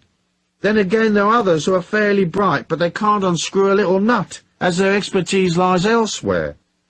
When I see the words easy assembly on a product, I immediately flee to the safety of the parking lot. I know if they say it's easy, I'm going to have to hire a rocket scientist to figure it out. So what will you sell, and how will you make it irresistibly beautiful? In forcing yourself to supply a beautiful service, knowledge or product by imbuing it with gentleness, love and light, you are disciplining yourself to go from ego to spirit, from greed to abundance, from negative emotions to love. When you concentrate on people and you provide things for them, you're falling in love with them. Choose love to make your life abundant, and that love should be more or less unconditional, as best as you can manage anyway. Never forget that. Metaphysics. Inside your life's energy, personality and mind is an oscillating molecule of infinite goodness, the divine light, the Christ consciousness. If you align to that infinity within you, you will always have energy. There's no limit to the amount of God force you can have. By concentrating on goodness, processing your shadow side, disciplining yourself beyond bad habits, and meditating on the light, you'll become a light being. As you glow effortlessly with this energy, you will project that light into what you do. So you may not only be selling apples that are nutritious and tasty to eat, but apples that come with a little bit of your God force energy. You never have to compete once you infuse yourself and what you do with light. So your apples will outsell everybody else's. It's a matter of calling the light into your life. Put energy in. Visualize light going into the service you provide. Put light into your CD, musical tape, or the book you're packaging your knowledge in. Feel the manuscript bathed in light, or feel your product to be a part of the God force, albeit a tiny manifestation of such goodness. Remember, you are a teacher. You are helping people, making them feel safer, taking them from fear to love, from ignorance to knowledge. You are hauling them with a bag of apples from restriction to freedom. By mentally pushing these ideas into what you do, you are projecting the light out from yourself, and you're offering God. People will buy God-like apples a long time before they buy an ordinary apple. Once you have the God force in what you do, there's no more competition. You are no longer a victim of the vagaries of the market, the ups and downs of supply and demand. You're out on your own, miles ahead of the rest. I know a young man who opened a shop. It was minute, just 2 little rooms. The whole thing wasn't much bigger than the average kitchen. The shop sold candles, incense, aromatherapies, and so forth. Heaps of other places in the town did the same thing, but he was a bit different, so he wasn't in competition with the others. The young man was soft and kind and loving. People would come in and he'd be right there for them. He'd talk to them, make them feel better, and they'd go out of his shop with a bottle of ylang-ylang extract or something. I'm sure many didn't know the difference between lang-a-lang and ding-a-ling, but it didn't matter, because it felt safe and correct and nurturing. He had a little fountain in the doorway, and that felt nice, and the shop was spotless. The few shelves he had were always fully stocked and neat. Little signs explained things, and he explained things, and you could pop in for a remedy for your granny's arthritis. He couldn't fix it necessarily, but you'd wind up with a candle or a book or something which was imbued with tons and tons of love, and that would cheer your granny up. Her immune system would kick in a bit stronger and she'd get a bit better. He sold love, 12 hours a day, 6 days a week. He was humble and kind and soft-spoken, and if he had an ego, it certainly wasn't around during working hours. People loved him. They flocked to his shop. After several years of selling love in little packages, he sold the shop for over $500,000, an astounding price for a few hundred square feet of shop. He used the cash to make another investment, and he did the same love thing there. Now, 8 years later, he's worth 3 to 4 million, and his company will soon go public. When it does, he'll receive an enormous refund, with a note from the Godforce saying, "Here's 20 million bucks, dude. Thanks for dishing out all that love and sweetness in a dull grey world." Action. Get a piece of paper and write down the services, knowledge, or products you are familiar with, the things you are already doing. Then write another list of things you might be interested in delivering to people. Having honed down your lists, look at your products, services, and packaged information, then analyze what other people have done in these fields. Ask yourself, is this other product exciting? Does it challenge? Does it inform? Does it teach people something? Does it enthuse them and make their life more comfortable? Does it help them to be sexier or more beautiful? What is in this product that has value, and how could it be improved? Perhaps you could take a very ordinary product that everybody is familiar with and add a little something that makes it absolutely irresistible. Look at your commercial life so far. What have you sold? Let's say you've always sold your labor, and you're working for someone at present. What can you do to put more energy into the labor you provide? You might say, I get paid the same amount of money whether I put more energy in or not. But this is not the point. If you energize yourself in your work, you'll find that 1, the job becomes more fun to do, 2, you are more likely to be promoted or given a raise, and 3, you lift your energy so high that you go beyond the job and hop perhaps to another corporation that pays you twice as much. And you do this by arriving a little earlier, staying a little later, improving your efficiency, and making an effort to relate emotionally to the people around you. It's good to practice putting energy in right now, no matter how dull the current situation. Later in life, that energy will become cash in the bank, or abundance, or wonderfulness of one kind or another. Under the metaphysical laws of supply and demand, you should not limit how much you're going to put out. You don't have to let the world use you, but you have to give because you want to receive. To start by giving, give of your attention and concentration, give of your love, give of your energy. Don't destroy yourself with negative feelings towards other people. If you can't love them, be neutral. Be enthusiastic, be open, be up there for it. For in limiting yourself, you get stuck in one place on one salary for the rest of your life. As you agree to give as part of your action plan, and as you begin to look at how you can improve your service, knowledge, or product, it will take you to the next step. It carries you to a higher energy, a greater velocity, a larger salary, and bigger opportunities. It opens you to easy money. You'll find some money, or win some, or a great dollop of moolah suddenly drops in your lap. Expect a payoff. Excuse me, what do you want to do tonight? Same thing we do every night, Pinky. Try to take over the world. Chapter 5. The Law of Money, Concentration, and the Wave-Particle Duality. Concept. I touched on wave-particle duality in Law 1 as a key factor in why some are rich and some aren't. The wave-particle duality of the subatomic world shows us subtle qualities to the getting of money that we've only recently begun to understand. What we learn from quantum physics is that all subatomic particles exist in 2 states. Initially, they are in an amorphous, hazy, ill-defined wave state, meaning they're not solid. Once we decide to observe a particle, the act of observation collapses the hazy wave, and suddenly the particle becomes solid, with a real identity and a defined location. That's how our 3D reality becomes solid. You do this strange magic trick every moment of your life. You make life real by observing it. Our brain and consciousness is a quantum field like any other. You are trillions upon squillions of little particles. Your mind and your consciousness are signals given off by a subatomic field of energy. Our money-gathering activities seem to follow the same quantum laws. Money and financial abundance exist in both a potential hazy wave state and an actual solid state. The solid state is easy to comprehend. It is the cash and credit you use every day.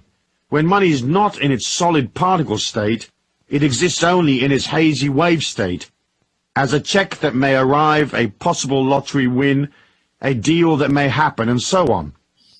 The act of taking money out of its maybe hazy state is the act of manifestation. That act is accomplished by observation. At any given moment there are trillions of hazy state dollars which potentially could become yours, and it is through the power of your mind and the power of concentration, observation, that you collapse money from a distant hazy wave maybe to solid wealth, cash in hand. Concentration is how we pull to us the opportunities we need. Yet we have been taught that concentrating on money is evil, or at best it is a rather undesirable trait, a bit greedy and egotistical. In Europe, children are taught that wanting to make money is close to satanic. The first thing to do is concentrate on the abundance you do have.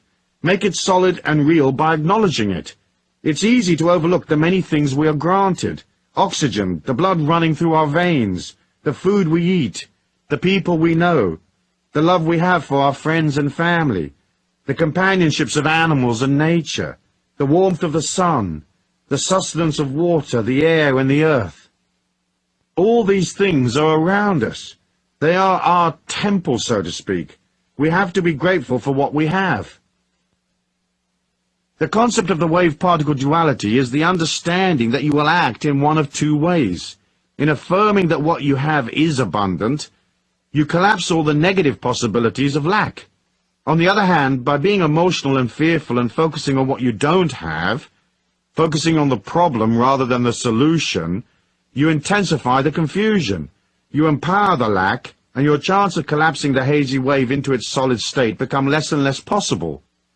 Which takes us right back to, whosoever hath, to him shall be given. The Bible writers were talking subatomic physics when they wrote that. Metaphysics. The metaphysics of the wave-particle duality are slightly more complex. It lies inside the subtle bioelectric energy that exudes from your body.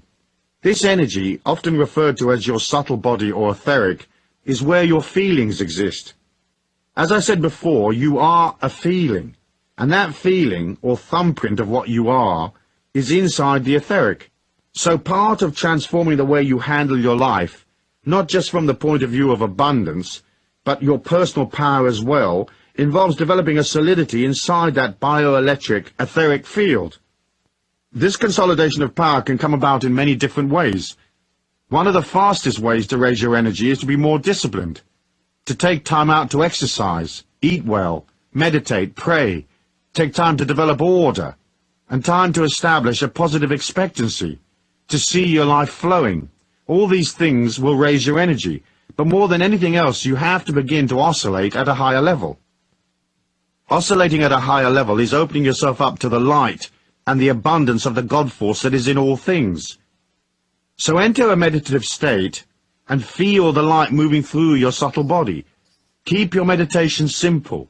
See the light coming into your heart chakra, into your throat, and then on up into the center of your forehead. Feel the light streaming down through the crown at the top of your head.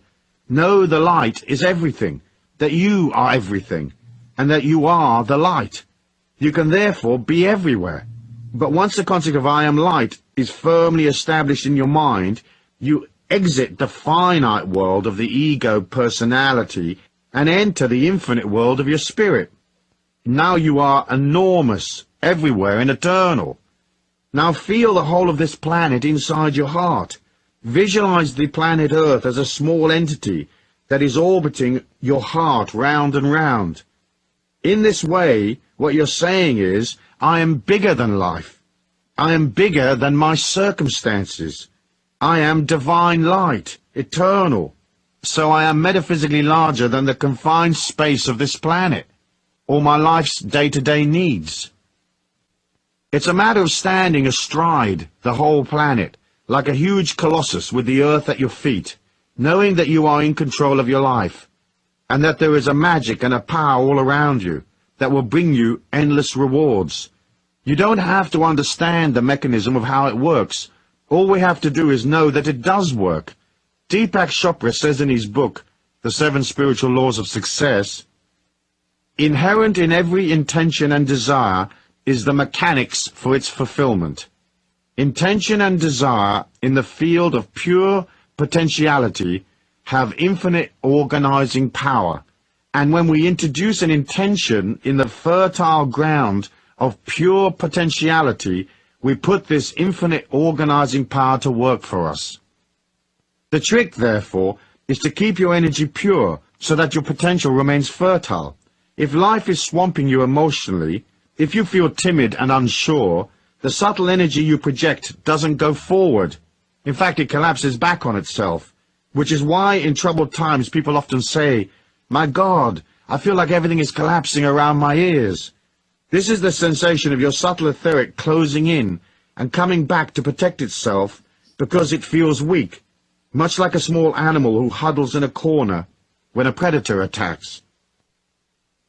Express your energy outwards. You don't have to be perfect to be confident. Know that you are light, and know that you can move your energy to any distance across the earth plane. You can touch people and pull opportunities from tens of thousands of miles away.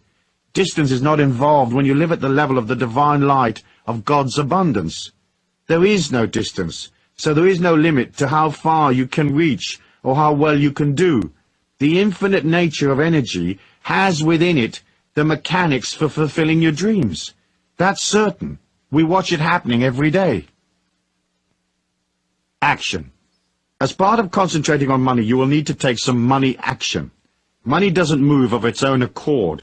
If you drop a $100 bill in the street, there it stays until somebody picks it up, or the wind blows it. Similarly, abundance involves you moving towards opportunities.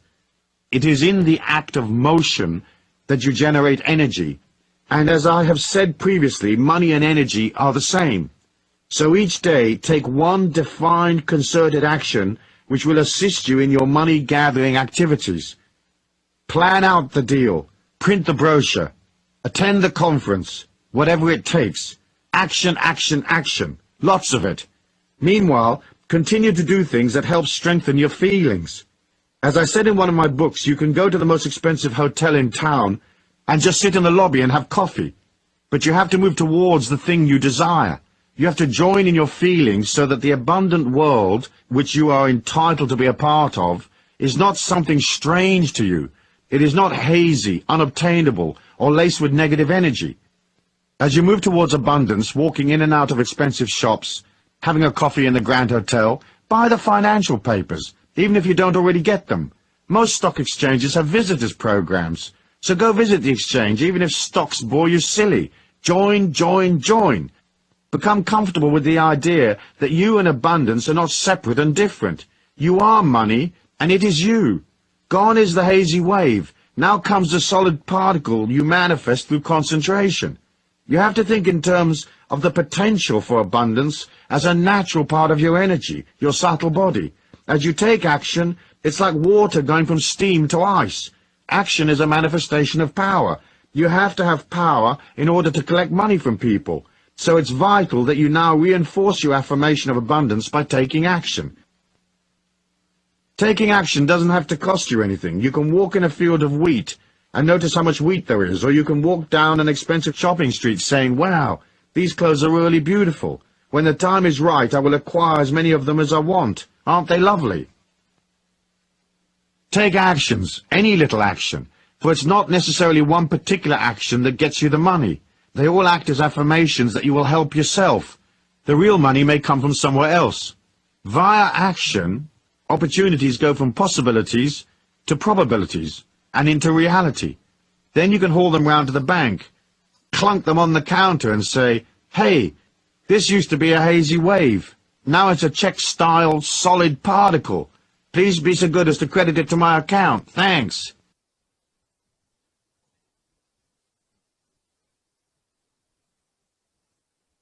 Chapter 6. The Law of Invocation and Manifestation. Concept. First, there was the Word. Sound is a major force in the act of creation and manifestation. It's another part of the mysterious mechanism that moves our thoughts and ideas from the hazy wave state to solid reality. We have to invoke our desires, call out to the universe. We must tell it what we want, not just think about what we want. When we speak out loud, verbalizing our reality, we engage the manifestation process. Sound is a part of that which creates our individual reality. Each moment of our life we either invoke or destroy our dreams. We call upon it to become a fact, or we cancel our previous instructions. When the shamans of old called for rain and suddenly it pissed down buckets, everybody thought it was a great magic. But people didn't understand how the process works. In fact, it was only ever the power of invocation with a little bit of help from the shaman's connection to the nature spirits. Invocation is like dealing with a mail order company. You call the clerk on the 800 line and invoke your order. Send me this, send me that. So begin to state your needs out loud as fact. For example, you might be having a coffee with a friend and you'd say, "A great financial prize is about to descend upon me."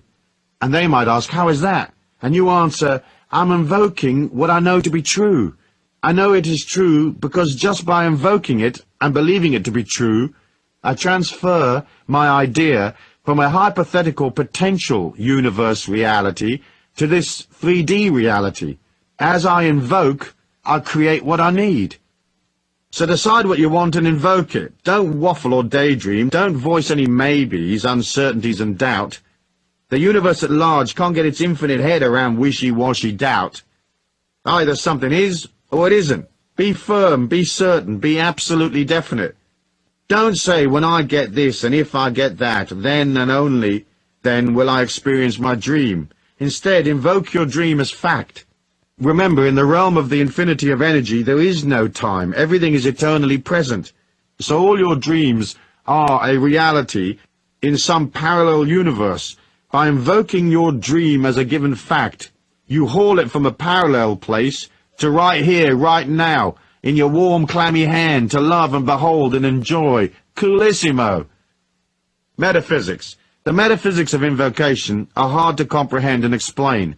I can't absolutely say why it works or what the real technology behind the law is.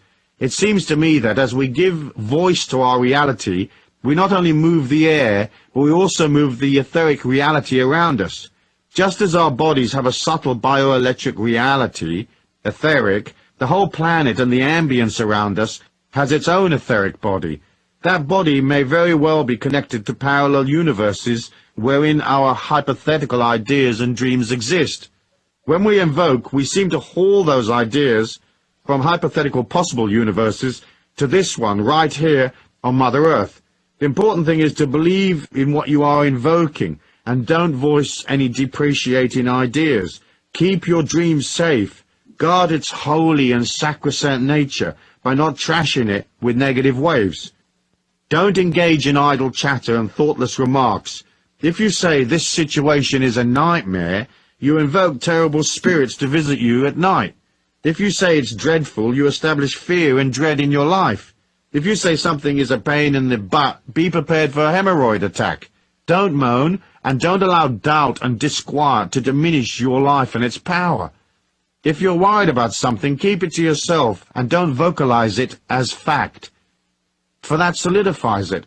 Work instead on the solution. Voice that solution as fact. Everything can be changed. Catherine Ponder says in her book, The Dynamic Laws of Prosperity, never underestimate the power of words. You make your world with words, as did Jehovah in the beginning. But if you do not like the world you have previously made with words of discord, lack, limitation, and hard times, you can begin building a new world of limitless good and prosperity by changing your words of command and decree. So there you have it. Invoke the word and get the abundance and happiness you are entitled to. Action. Prayer is a form of invocation, especially when we pray out loud. But to make prayer really work for you, you have to make the subtle shift from asking and begging to knowing. If you say, God, send me more money, that's not an invocation. It has an air of uncertainty about it. It feels weak.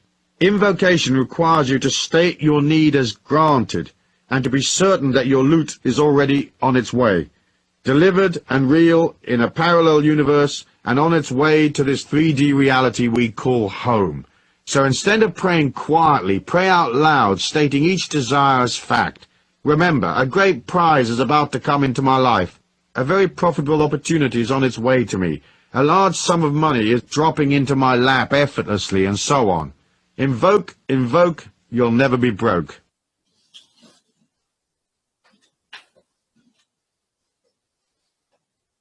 Chapter 7. The Law of Money and Ego. Concept. The function of the ego, among other things, is to concentrate on keeping you alive, and to give you an identity. The ego wants to separate you from others, so it is naturally competitive. It believes in and promotes exclusion rather than inclusion. The ego needs specialness, distance, and separation from others to feel okay, and to go beyond its fears and insecurities.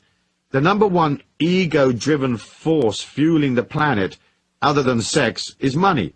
Money is a symbol of importance, and feeling important allows the ego to believe itself distant from other people. When there is distance, the physical body of the person in which the ego dwells can be observed. As I said in Law 5, at a subatomic level our reality exists in a hazy state. It's nowhere and everywhere. It's only when you observe something that it becomes solid. So the ego likes to establish observers. It's one of the ways the ego controls you, keeping you edgy and stiff and in prison, brainwashed into accepting its ideas. It's difficult for most to understand how that stiffness and fear causes them to miss opportunities. Unravel the baggage, shift your mind about the need for importance and specialness, and suddenly you are free. After all, what you really need is a happy, liberated, creative life. Seeking admirers and observers is for the weak and insecure. You're not a performing dog, acting out, hoping for attention and a tasty morsel. It's degrading and debilitating, and spiritually it's rather ugly.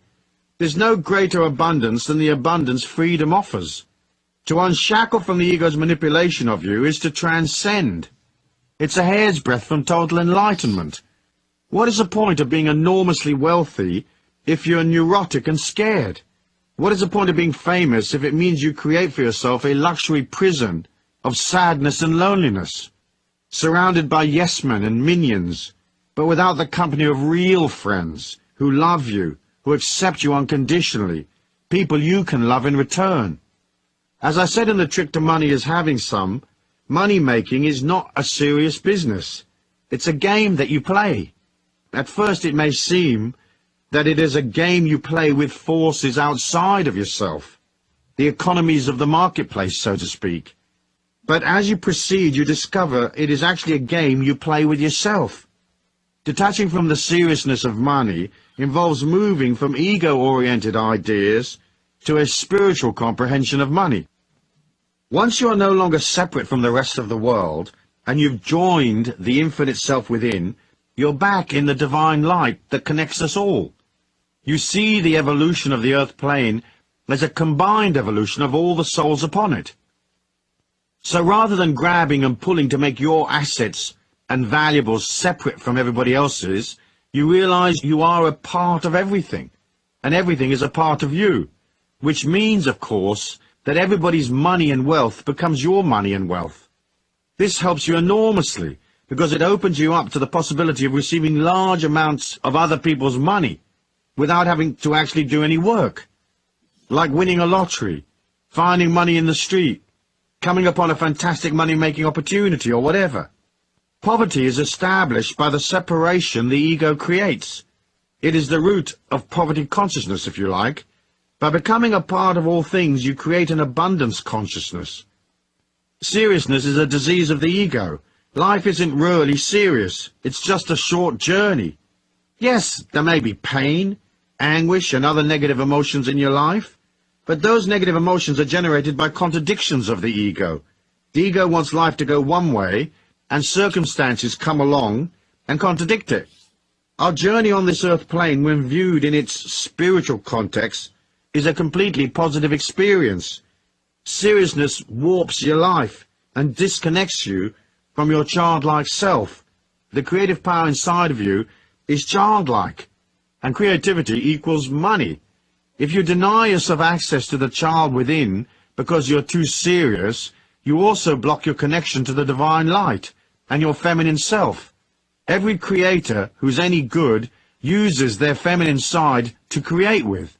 Whether a scientist working on a hunch, a painter working on the interplay of colors, or a musician dealing with the juxtaposition of notes and chords, the feminine principles are soft, and they appeal to human feeling.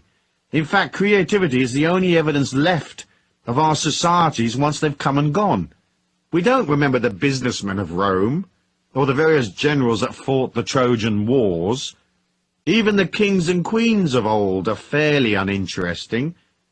What we value is the art, the architecture, the feelings of bygone societies, what they believed in, what they did, the art they left behind, the Colosseum, Versailles, paintings, books.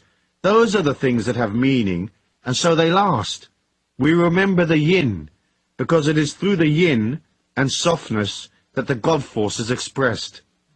So if you're a little too serious, lighten up, dude. Try to make light of life. Embrace its childlike beauty. Being too grown-up is a serious and painful experience. Don't mess with it too much. Metaphysics. The metaphysics of money and ego are simple to understand. You are an oscillation of energy, a feeling. If having and not having money is linked to your ego's perception of itself and your overall perception of your self-worth, your emotions will be on a roller coaster, and that will affect your subtle body. When things go wrong, the check bounces, money's not flowing, your energy will drop. You'll feel defeated, weaker, and less than before. If you're locked into the ego's perception of life and things go wrong, it can make you unwell. Somehow you have to come to the metaphysical truth of your divine specialness. This is not a specialness that you poke in people's faces, but a silent specialness. It is the act of accepting the infinite beauty within you. Then the ups and downs of money are irrelevant. To get to that point of view is not an overnight process for many, because everything we ever hear tells us how important status is and how lacking we are. All advertising is there to remind you of what you haven't got. Its function is to stimulate the desire by subtly showing you an inadequacy. Often advertising uses subliminal fear mechanisms. You don't want to be fat, do you? And therefore rejected by others. So buy these special foods. You don't want wrinkles, do you? And therefore be lonely and unloved. Rub this useless cream on your face. You want admirers, don't you? Buy this glitzy car that will fall apart in 2 years. Advertising also stimulates debt. Debt is a form of leaning. A bit of debt, manageable debt, is okay. Lots of debt topples you over. It takes you into fear and negative emotion, which affects your etheric energy.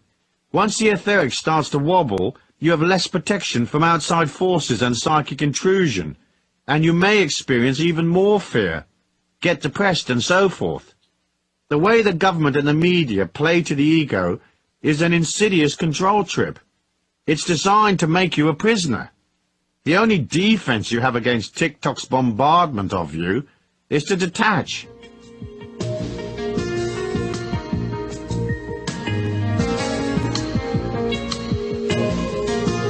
By detaching from the need for observers and decoupling the idea of money as a status symbol, you disempower the ego, which allows you freedom.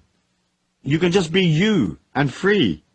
Yes, you can have aspirations, dreams and desires, but they shouldn't be obsessive.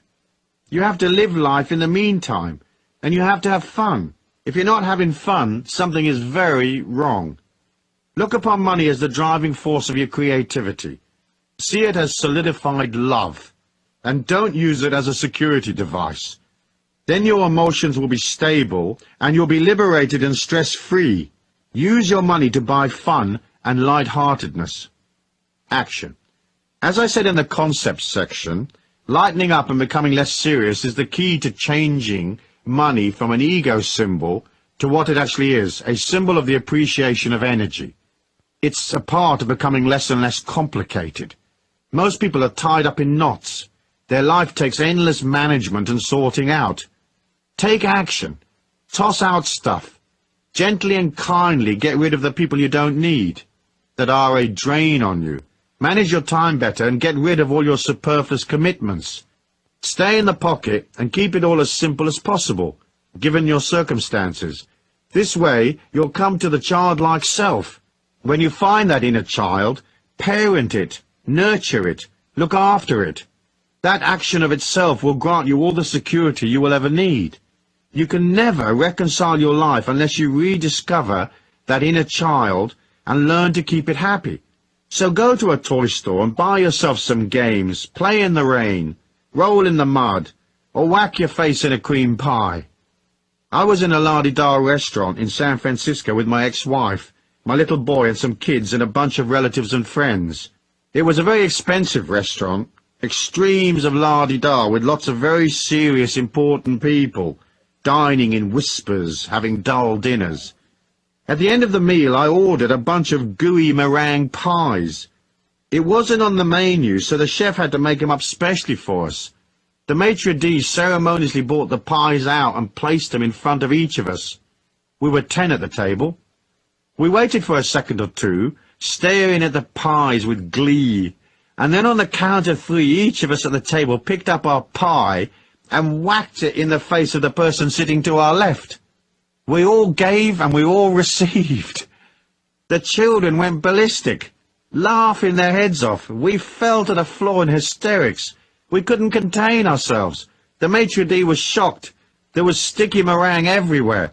Some of the other customers were laughing fit to burst. Others were absolutely appalled, and they probably have never gone back to the restaurant again. The sugar in the meringue stings your eyes a bit, but boy, did we have fun. If you've never done something like this, try it. Being light-hearted is angelic, and being angelic is being infinite. And being infinite is easier than being stuck with a bunch of boring grown-ups who fret over their investments, who strut and work hard and pay out money for stuff that doesn't make them happy.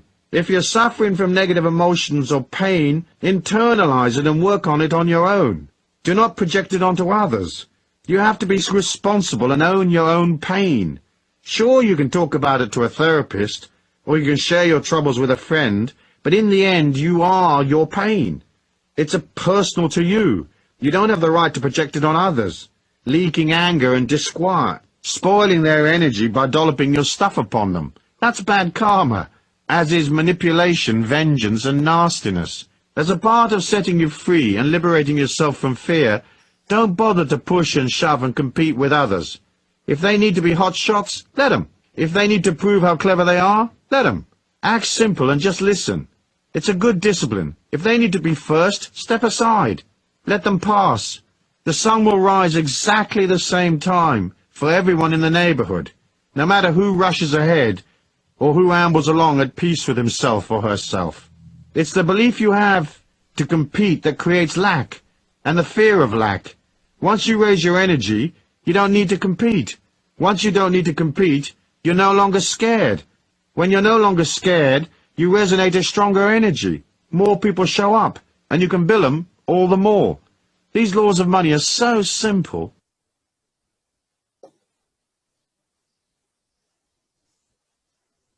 Chapter 8. The Law of Giving and Receiving. Concept. People get confused about giving and receiving because they wonder how much they should give in order to receive. Sometimes they wonder if they are receiving a fair share. But the concept is easy once you look at it from the point of view of emotion and not money or chattels. The way to ensure that you will always have enough is to forget about the money and concentrate instead on giving of yourself emotionally. That is, supporting people, putting out energy, being there for others. People are scared and insecure, and they need emotional support. They need protection. It costs you nothing to give it to them. To do so, you have to put aside your problems and worries. You have to subjugate your ego, get underneath people psychologically, and push them up from below. You practice listening, empathizing, really hearing what they are saying, instead of cocking an ear politely in their direction while thinking about something else. Look them in the eye when they speak. Repeat back to them words that they have used, so they know that you have listened and understood them. When they are negative, come up with a few words of consolation. Recognize that their emotions are painful for them to bear. Say, for example, "Gee, I understand. That must be tough. It must be very disappointing for you that such and such a thing happened." Don't buy their emotion, just be there for them while they let it out. Don't try to fix things. People usually don't need fixes, they just need a strong, kindly person to listen and to empathize. A few theirs is all it takes. Show interest in life and humanity and people. When you meet someone, ask them questions. Where were you born? Who are you? Are you married? Where do you live? Be there for them. And listen, listen, listen to the answers. Concentrating on people is loving them, so agree to concentrate. That is emotional giving. It helps people feel more secure. Then, never depreciate them or their efforts.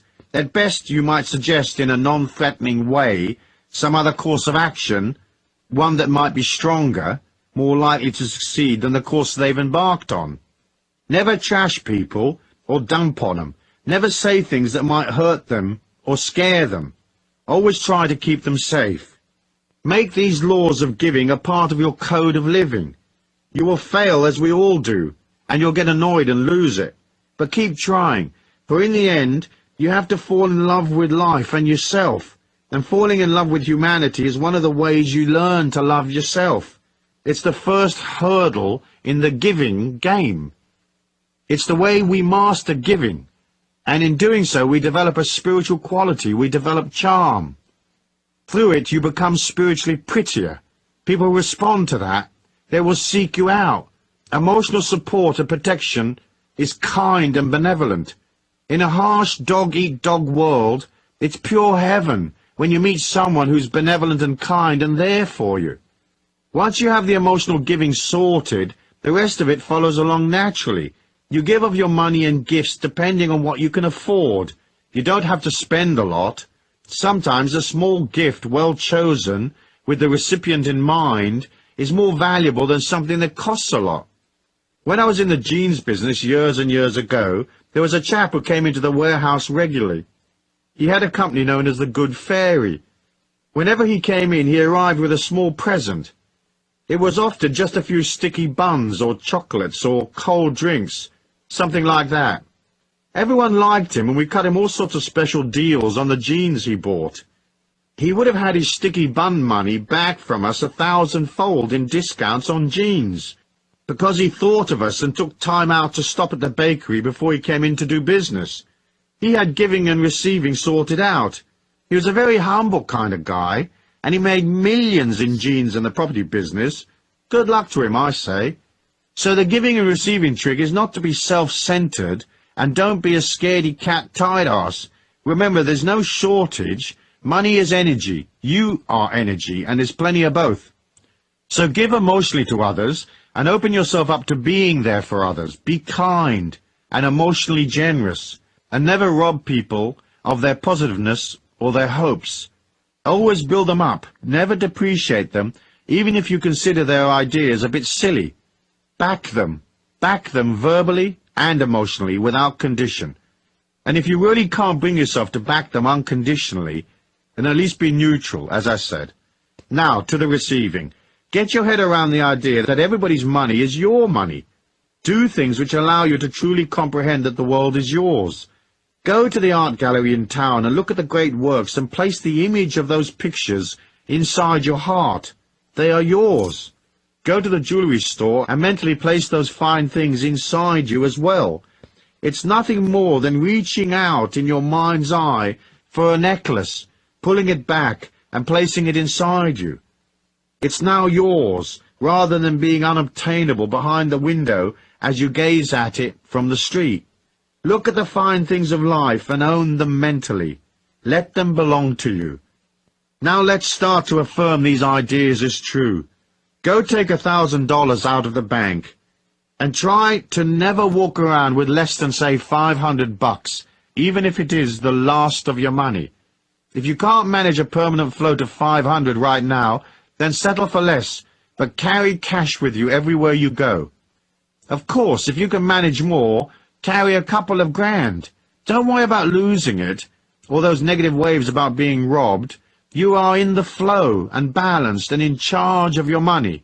No one's taking it from you. In fact, they're lining up to give you more. Get used to having money in your pocket, knowing that you are abundant and that more is coming, and knowing that you are responsible and you won't go potty and blow it all in 10 minutes if you can't afford to. Carry real money, not plastic. Credit cards have negative connotations. They're often a symbol of lack, not abundance. They are a mechanism which appeals to the ego, and so they control people. Using credit cards, people overspend, and that trips them into worry and fear, for the bill is on the way. Don't use credit cards except when you have to establish credibility, like at car rental companies. The rest of the time, use cash. It's solid and real, and it helps you feel rich. Its presence in your pocket is an affirmation that you have money and that you are open and ready to receive even more. Next, believe in your abundance. When bills come in, pay them the same day. If you don't have the money yet, as say you are waiting for payday, write out the check today anyway and post-date it or leave the date blank. Put the checks you owe on your desk, nice and neat and in their envelopes, waiting in line to be mailed. Don't allow bills to rob your spirit of its hopefulness. Be prepared to pay cash for everything right now and on the spot. After all, you want to receive right now, don't you? So don't contradict that by hanging on to the money that's owed to others. Cut the check and know that the universe will provide. Quickie. If you are massively in debt and out of control, file for bankruptcy. Get rid of all the old money aggro and tell your creditors and the universe that you're sorry for mismanaging your life and for denying people their rightful payment. Then never accept credit again. I went to America as an illegal immigrant with very little cash. It didn't take me long to rack up a whole load of debt. That obligation and the weight of the emotion it caused me slowed me down a whole bunch. One day I decided to sell everything and pay off large chunks of my debt, even though it would leave me with no assets in hand. I decided to pay all new bills in cash the day they arrived, or, because I traveled a lot, within a few days of my getting back from a road trip. Then I did a deal with the people to whom I was in debt, and they agreed to monthly payments. My biggest creditor was a sweet man called Bob. I owed him $55,000, so I sent him 55 $1,000 checks. Every month his money went through, and eventually I didn't owe Bob a dime. He got it all back. I made the information that I wasn't going to live in the emotion of lack anymore, and that even though I didn't have enough to pay all my old debts, I was ready to reform and simplify my life by creating no new debt. In addition, I agreed with self to work especially hard to settle my old obligations. Doing this changed my financial situation around. It took me several years to get it all sorted out, as I was originally over $400,000 in debt. But in the space of 5 years, I settled everything, including paying an ex-wife $100,000. In addition to paying my debts, I made and saved several $1,000,000. Make the affirmation that you are abundant enough and disciplined enough to go to a cash basis, paying for things as you go. Soon your whole outlook changes. You go from desperately needing to win a little time for your bills to being serene and at one with your money trips. Suddenly this mind shift clicks the universe at large onto your side, and you're now coming from strength. That solidity pulls money to you more and more. Of course, you first must go past your resistance to letting go. It's weird how it all works. I reckon it's your fearlessness and self-discipline that affects the change.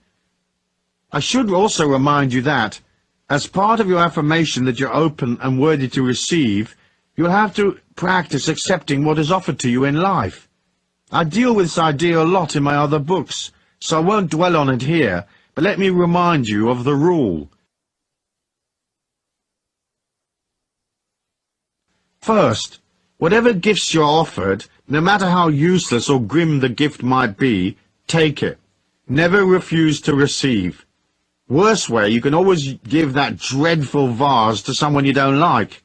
Second, never refuse money from anywhere. If a friend offers to pay for dinner, let them. Be gracious and thank them and tell the universe, thank you for paying for my dinner.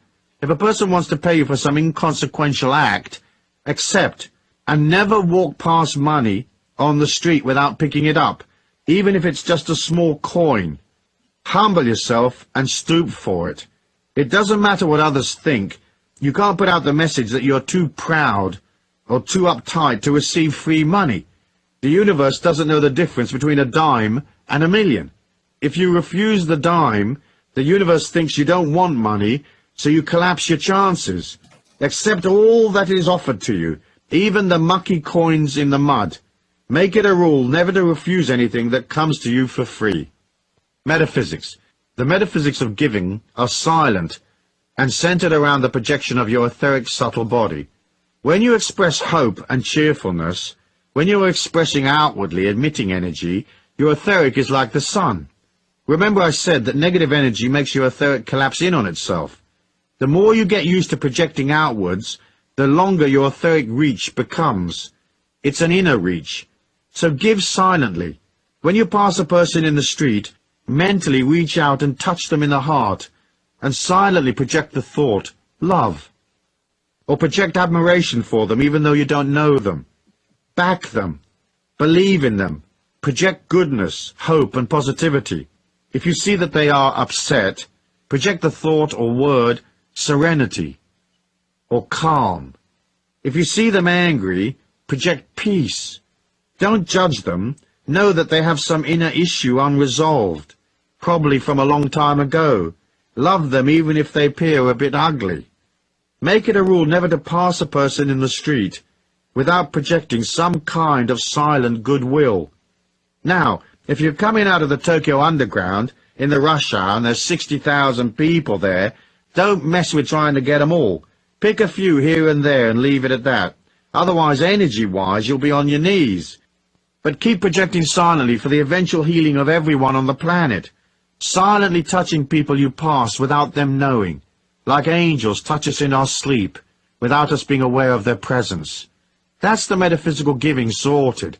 Let the receiving come in from the inner worlds. As you displace energy out from yourself out into our external 3D world in a positive silent way, you automatically pull more from elsewhere in the inner worlds. It comes to you as you project out. It also comes to you in the night while you sleep. The energy coming in is pure spiritual light, and so you will feel more energetic, or will have more stamina. Sometimes the light comes to you containing information. A thought goes off in your head, and suddenly you realize you need to buy $100,000 worth of aluminum futures, and so you act on that intuition and you buy them. Eventually everyone else decides intellectually that aluminum is a good thing, and the price goes up, and you got the inside tip weeks ago. You cleared your position, and you're at the beach projecting the word relax to the vacationers who pass by, healing them bit by bit, one at a time. In a world where most everyone projects uncertainty, some make a living of projecting fear, and governments have whole ministries devoted to sustaining fear, it's a cool little whiz that knows how to turn his or her energy the other way and give out security. It makes you different, silently different. The energy builds over time, I promise. Action. One of the best actions you can perform in relation to giving and receiving is to keep a gratitude book. I understand Oprah Winfrey recently picked up on this idea and she's been talking about it on TV. I haven't seen the show, but here's the technique in case you don't know it. You keep a journal of all the things you are grateful for. You write in it every day as a discipline. Oprah suggests 5 things each day. It's a way of pulling abundance to you. In the act of being grateful, you are acknowledging your abundance. The fact that you have to take, say, 5 minutes to write your journal each day means you are observing your blessings, so you make them more real. Your mind projects more satisfaction and less lack, and so more good things come to you.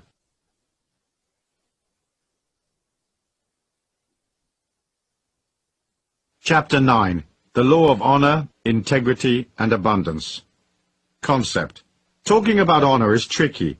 It doesn't take much to come off as a righteous Pratimus Maximus of extreme pomposity and silliness.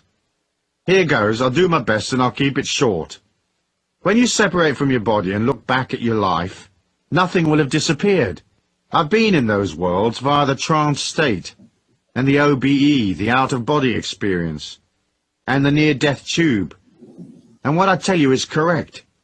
Though each one experiences their life's overview slightly differently. You won't want to look at stuff if it is gruesome.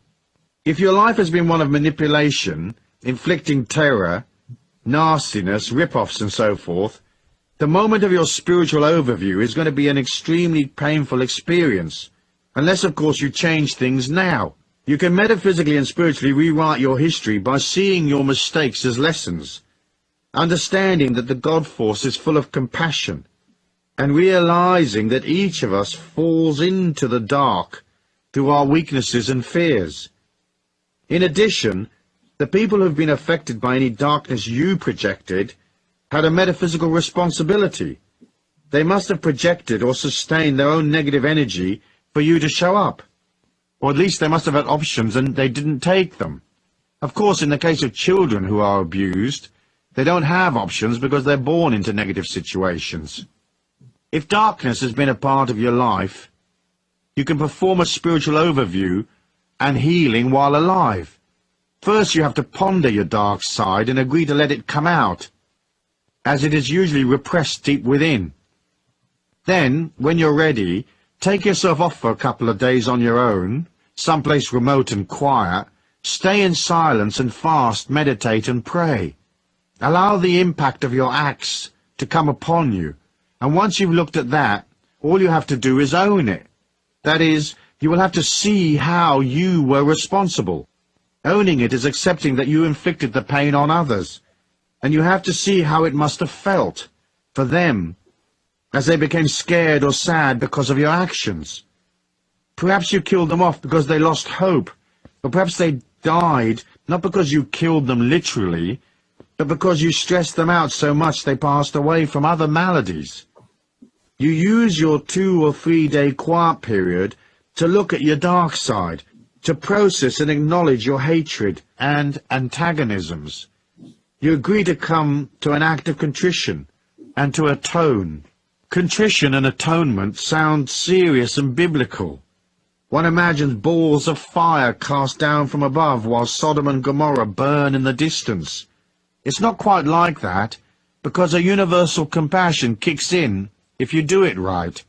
Contrition is feeling sorry for your stuff-ups and owning them, and atonement is doing something about them. We all have darkness inside of us, so you don't have to feel especially guilty. Yet you can't get to the light without passing through the dark.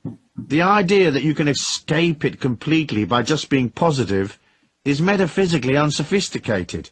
You can certainly avoid it for a bit, building light and energy as you go, but in the end it is always there. You have to tackle it one day. Rudolf Steiner called it the guardian of the threshold. I always imagined the guardian as a monster on your path, who knew all of your weaknesses and could play upon them. It would eat you if you didn't have the courage to face it. Even the most saintly person has a dark side. If they say they don't, they're a saintly person with quite a lot of BS and denial, and that of itself can be dark.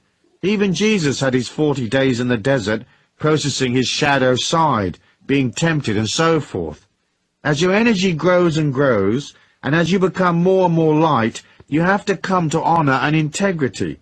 For the expanding light within you attracts the dark forces that hang around looking for weaknesses, looking for ways to use to their own ends the power you are creating. Now, people usually believe they have no dark side, or that they have already processed it, but that is not often the case. Many have simply repressed their dark side deep within, so it's not obvious. Simultaneously with this process, you'll want to be 100% correct in your future dealings with people, so all your future financial dealings must be honorable. You will have to be completely fair and honest and 100% correct with people. Next, you have to have honor in your feelings. That means living in the truth and expressing that truth and not being covert. We are trained as children to use covert ways to get what we want, and so we don't see it as dishonest. But it is. Our world is very dishonest, and our leaders encourage dishonesty by setting bad examples, by lying, by being corrupt, by using a political sleight of hand to sustain power. People come to believe that being dishonest, covert, sneaky and manipulative is normal. It's not. It's very dark. Being on a power trip is also dark. That power may come from your physical strength, or it might be a financial, political, or military power. Sometimes we become experts at wielding sexual and emotional clout, tormenting others with our control over them. Almost all power is abused. That's how we learn. We have to become strong inwardly and outwardly, without misusing the power we have. It's very hard to get it right, and most of us err. Some lust for power. They get off on emotionally or physically capturing others and maneuvering them. Bad karma. We are also taught to lie, exaggerate, and obscure fact. We lie by omission, seeking to sustain one image while living another. To the student on the path, all of these are traps, and they have to be sorted out. For when you lie, it is to yourself. When you cheat, the same. When you manipulate, you create a prison for yourself as well as your victims. In the end, everything you do is to yourself. There's only the oneness, so all acts are self-infliction. Metaphysics. The metaphysics of honor are simple. You can't hide from the truth, so you have to let go, humble yourself and look at the truth, and fix the bits that are less than best. Each of us has fear, hatred and antagonism. Each of us cheats emotionally, financially or sexually. We each have our transgressions. You rewrite your history by looking at that. Perhaps it may result in you suffering a dark night of the soul, but it will pass as you grant yourself forgiveness. Gradually, the power of the infinity within you bathes you in a new light, and you're made whole. In this way, you complete your act of contrition. Action.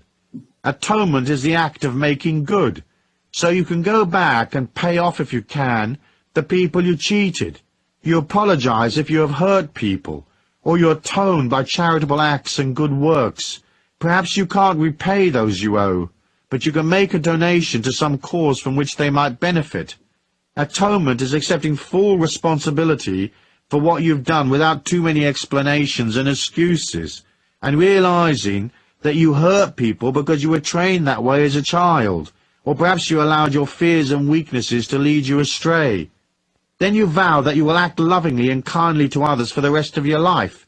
You follow through consistently over a period of time, making good the hurt that you have inflicted. I don't think it's enough to just feel sorry and to say sorry. Sometimes you have to do something concrete as well. You can make all the money in the world and you can buy all the experiences possible and live a rich life, but a life without honor and integrity is completely worthless. So as a part of your abundance affirmation and the setting up of a new energy in your life, include the correctness of honor if you've not already done so. Live your life impeccably, on every front, financial, emotional, sexual. And if you exercise power, be benevolent, very benevolent. Chapter 10. The Law of Love, Compassion and Money. Concept. Most people can't get their head around the idea of money, love and compassion being linked together. The idea that money can be a symbol of love seems odd. We are so programmed the other way. Here's how they are linked. It'll help you see it all in a different light. There's a psychological war that goes on in us humans between self-hate and self-love. It's a part of another battle that persists. The energy war between living and dying, building energy and depleting energy. The two issues are wrapped up with abundance and love, and they can very dramatically affect your ability to earn money and pull abundance to you. Here's the concept. You start pre-birth as an infinite spirit in a spiritual dimension. There, the spiritual memory of what you are is eternal, and so you have existed in some form or another since the beginning of time. Suddenly, the spirit energy that is the real you finds itself inside a little body, trapped there for life, collecting new experiences. The act of coming into the body is one of descending, leaving the magnificence of a domain of spiritual light and entering into solidity and restriction, physical restriction, and emotional difficulties, the restriction of a dysfunctional family maybe, poverty, disability, whatever. It's a sacred and humbling act to accept such a learning experience. It's an act of love, for the restriction will force a consolidation of energy. It will force that spiritual energy to go from hazy wave to a solid particle body, and it will have to take on psychological impediments which will help it learn what it is like to be a human. Those impedimenta are not real to your spirit identity. They are borrowed from others who have lived before. They were part of the global mindset at the time of your birth, and so they are imposed upon the spirit. They really don't belong. The spiritual infinity within you can't be shamed, dysfunctional, unwell, hurt or injured, for it is a spark of the Christ consciousness. People often wonder why a God that is all love and compassion can allow pain and suffering. But it's easy to see that the spirit, the one you actually are, doesn't do any pain and suffering. It remains always in a state of grace, a state of complete positiveness, even if it is collecting painful memories which the ego experiences. At the time a child becomes a mature being, it has downloaded the negative waves of its culture and the global mind, the collective mind, if you like. Your job then is to work your way out of that and return to the real you, that spark of the Christ consciousness within. That's the seminar, transmuting the negative into compassion and love. In other words, you are busy recreating your spiritual identity here in our slowish particle 3D world. We start with shame. Early in our childhood, we are shamed when people shout at us, get angry, admonish us for not using the potty correctly, whatever. Later we are shamed intellectually as being stupid, or our actions and decisions are invalidated. Then perhaps sexual shame kicks in, as we discover we're not pleasing to other humans as a sexual partner, or we're very pleasing, and we're used by others. Sometimes sexual abuse is forced upon us in childhood. It's all very difficult stuff, this little seminar called life. Psychological shame kicks in as we deal with the peer pressure of our teenage years. You have to be like this to be cool, and if you aren't following the herd, you're ostracized. We are shamed into conformity, even if the conformity is one of hooliganism and drugs. There's a conformity in rebellion and the counterculture as there is in TikTok. Now we're doing serious amounts of confusion and pain, and we probably hate ourselves. We want to be something else. At times in our dreams we remember we are an eternal spirit, but it's a distant memory. Right now we are a human who is insecure and hates themselves and is in various degrees of pain and anguish. On top of all this, there is the other issue, that of living and dying, high energy and low energy. We have to fight our way out of these fears and restrictions and return to our spiritual identity. First, it's a love of self, not a narcissistic, egotistical love of self, but more a physical, emotional, psychological and spiritual respect for self. Can we love ourselves in spite of all we've been told, all the personal defeats we've suffered, the shape of our face, our lack of ability or whatever? That's the journey. Initially the answer is usually no. Self-hate kicks in. We anesthetize the pain via drugs, sex and illusions of power, or we use overwork and alcohol to blot it all out, succumbing to our addictions. We feel that if only things were different, if only we had more money, if only we had a different set of conditions, if only a certain person acted in a certain way, then we would be happy, people would love us and things would be just fine. That's the story of most people's lives. Self-hate gets in the way of everything, including their money-making ability, because eventually they lose the will to fight on. There's a fine balance to the getting of money. It usually involves activity, and that activity takes you further and further from your real self.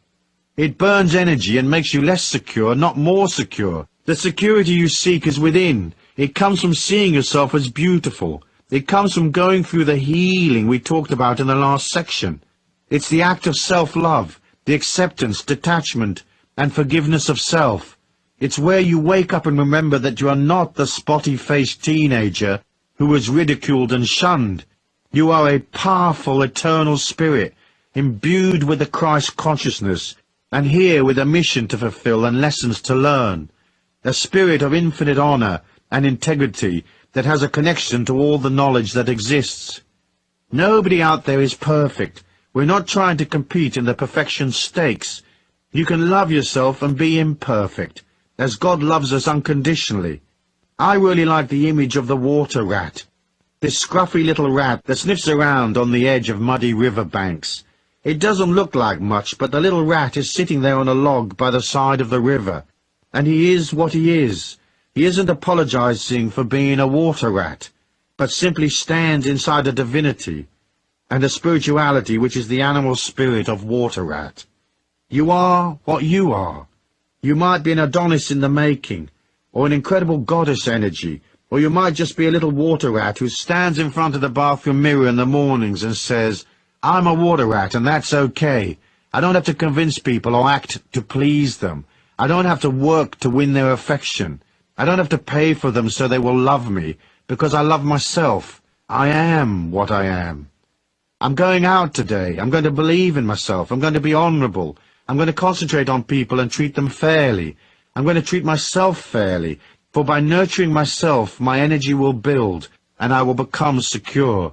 I know that money flows to security, and away from insecurity, so by being more secure, I will prosper. When you are insecure, it turns people off. To spend money, people have to give away a part of their security. When they make the transfer of money to you, they have to feel solid. They have to feel they're getting something that will make them more, because they're paying out and becoming less right now. So if you're solid and contained and secure, it helps them feel solid, so they transfer their cash more readily. That is why self-hate destroys your money-making abilities. Partly, as I said, because it's hard for you to include yourself, and partly because you trigger insecurity in others, and that forces them to hang on and become tight. By booming out life force, love and strength, and fine, encouraging words that support people, you express a compassion for people's insecurity, and in the process you become stronger and more abundant. You become a divine paramedic offering people the oxygen mask of life force, dolloping out goodness and strength so they become less fearful. People will respond to that life force, then it's up to you to figure out how you're going to bill them. Money is a symbol of that life force, of its appreciation. Money can be a solidified form of love. Through the transfer of money, we facilitate love and communication with other humans. It offers us a simple system for providing for and loving and nurturing ourselves, and it is one of the ways of expressing generosity and kindness for the less fortunate. Metaphysics. The energy war is a simple one to understand. We generate energy and we burn it. Modern life and its psychic and chemical pollution threatens us daily. The personality is perpetually slightly off balance, slightly scared. We are constantly pushed from love towards fear. So we look for the life force to sustain us. As we fret and worry, we burn more etheric energy and become more edgy. We imagine that making a pile of cash will help us, and so we hurtle out to seek our fortunes. Often we use work to avoid our fears. When we're very busy, we don't have to look deep within ourselves. But soon our lives are real complicated, and it takes loads of our vitality and ego power to keep things flowing. Our energy drops and we become victims of our own self-hate. We become so lost in the false ego self rather than resting in the infinite real self. Gradually we become numb, existing in a vapid and lonely state. It's scary, so we look for someone whose energy we can feed upon to sustain us. But once we start trying to suck energy from others, they're not going to like it. They will respond by fleeing as fast as their chubby little legs will carry them. So as you process your love of self, and as you work on your security by nurturing yourself, you become more neutral, less and less an energy vampire. Eventually you have surplus energy to dish out, and that is how you will develop compassion and true caring for the world and the animals and the humans upon it. Now tell me that money's not involved. Of course it is. For in the getting and dispensing of money you learn the fine balance of manifestation I spoke of in the first law. Through work, money and commercial activity you see how there is an energy trade-off between activity and security, and yet another trade-off between love and fear. Then there's the money lesson and the balance of giving and receiving, and the further fine balance between respect for self, self-worth, and respect for others. How you make money to buy experiences you need in this lifetime, and how you handle the abundance that comes in, will be very much a part of the final spiritual picture you present when your eternal self returns to its infinite homeland, carrying back the memory of what you were in this lifetime. Money, compassion, energy, heart, love, fear, wealth, generosity, meanness, they're all characters on the same spiritual stage. So the trick is to align to the beautiful ones, step away from the ugliness, and accept the gift of your infinite self in the process. Action. The action of compassion and money is the act of becoming comfortable with life's situations and the state of your bank balance. You have to be kind to yourself, and you have to keep your ego in control and accept life. Otherwise the ego will yearn for things and force you to go out to work for it, to buy its stuff to make it feel better. Once you're at one with yourself, you will have compassion for yourself. Then you will, of course, nurture yourself. But you won't have to go shopping to distract you from your fears. As you become more aware, you become more real. Then, by discarding the useless stuff and eliminating unnecessary obligations, you become more balanced and settled, more silent and less manic. You'll also have less activity and stress, and you'll feel better, and so onwards and upwards. Do something for yourself every day, something compassionate and kind. I don't mean buy yourself breakfast, I mean do something that is spiritually or physically nurturing. A massage, a fast, a meditation, exercise, rest, play, that kind of thing. For it's in the quiet time that you see the great abundance of this life, and you'll move from the ego's disquiet to the spirit's wholeness, and you'll see that the things you worry about are often not worth the worry. In the quiet time you'll see what has real worth for you and what is just fluff and hype. Once you get real, all your energy can go towards becoming what you really need and want to become. That transformation must be a part of your story in this lifetime. Making money is not enough. You'll have to do something that has meaning. You will want to collect memories in abundant settings, but you will also want to be surrounded by love and friendship. You will want to be doing things that you want to do. Yes, that's your story. Put aside the little nitty-picky ego stuff. Start today to act, invoke, and energize the grand plan, for it is yours by right. All you have to do is agree to step up and collect. So accept yourself and believe in yourself.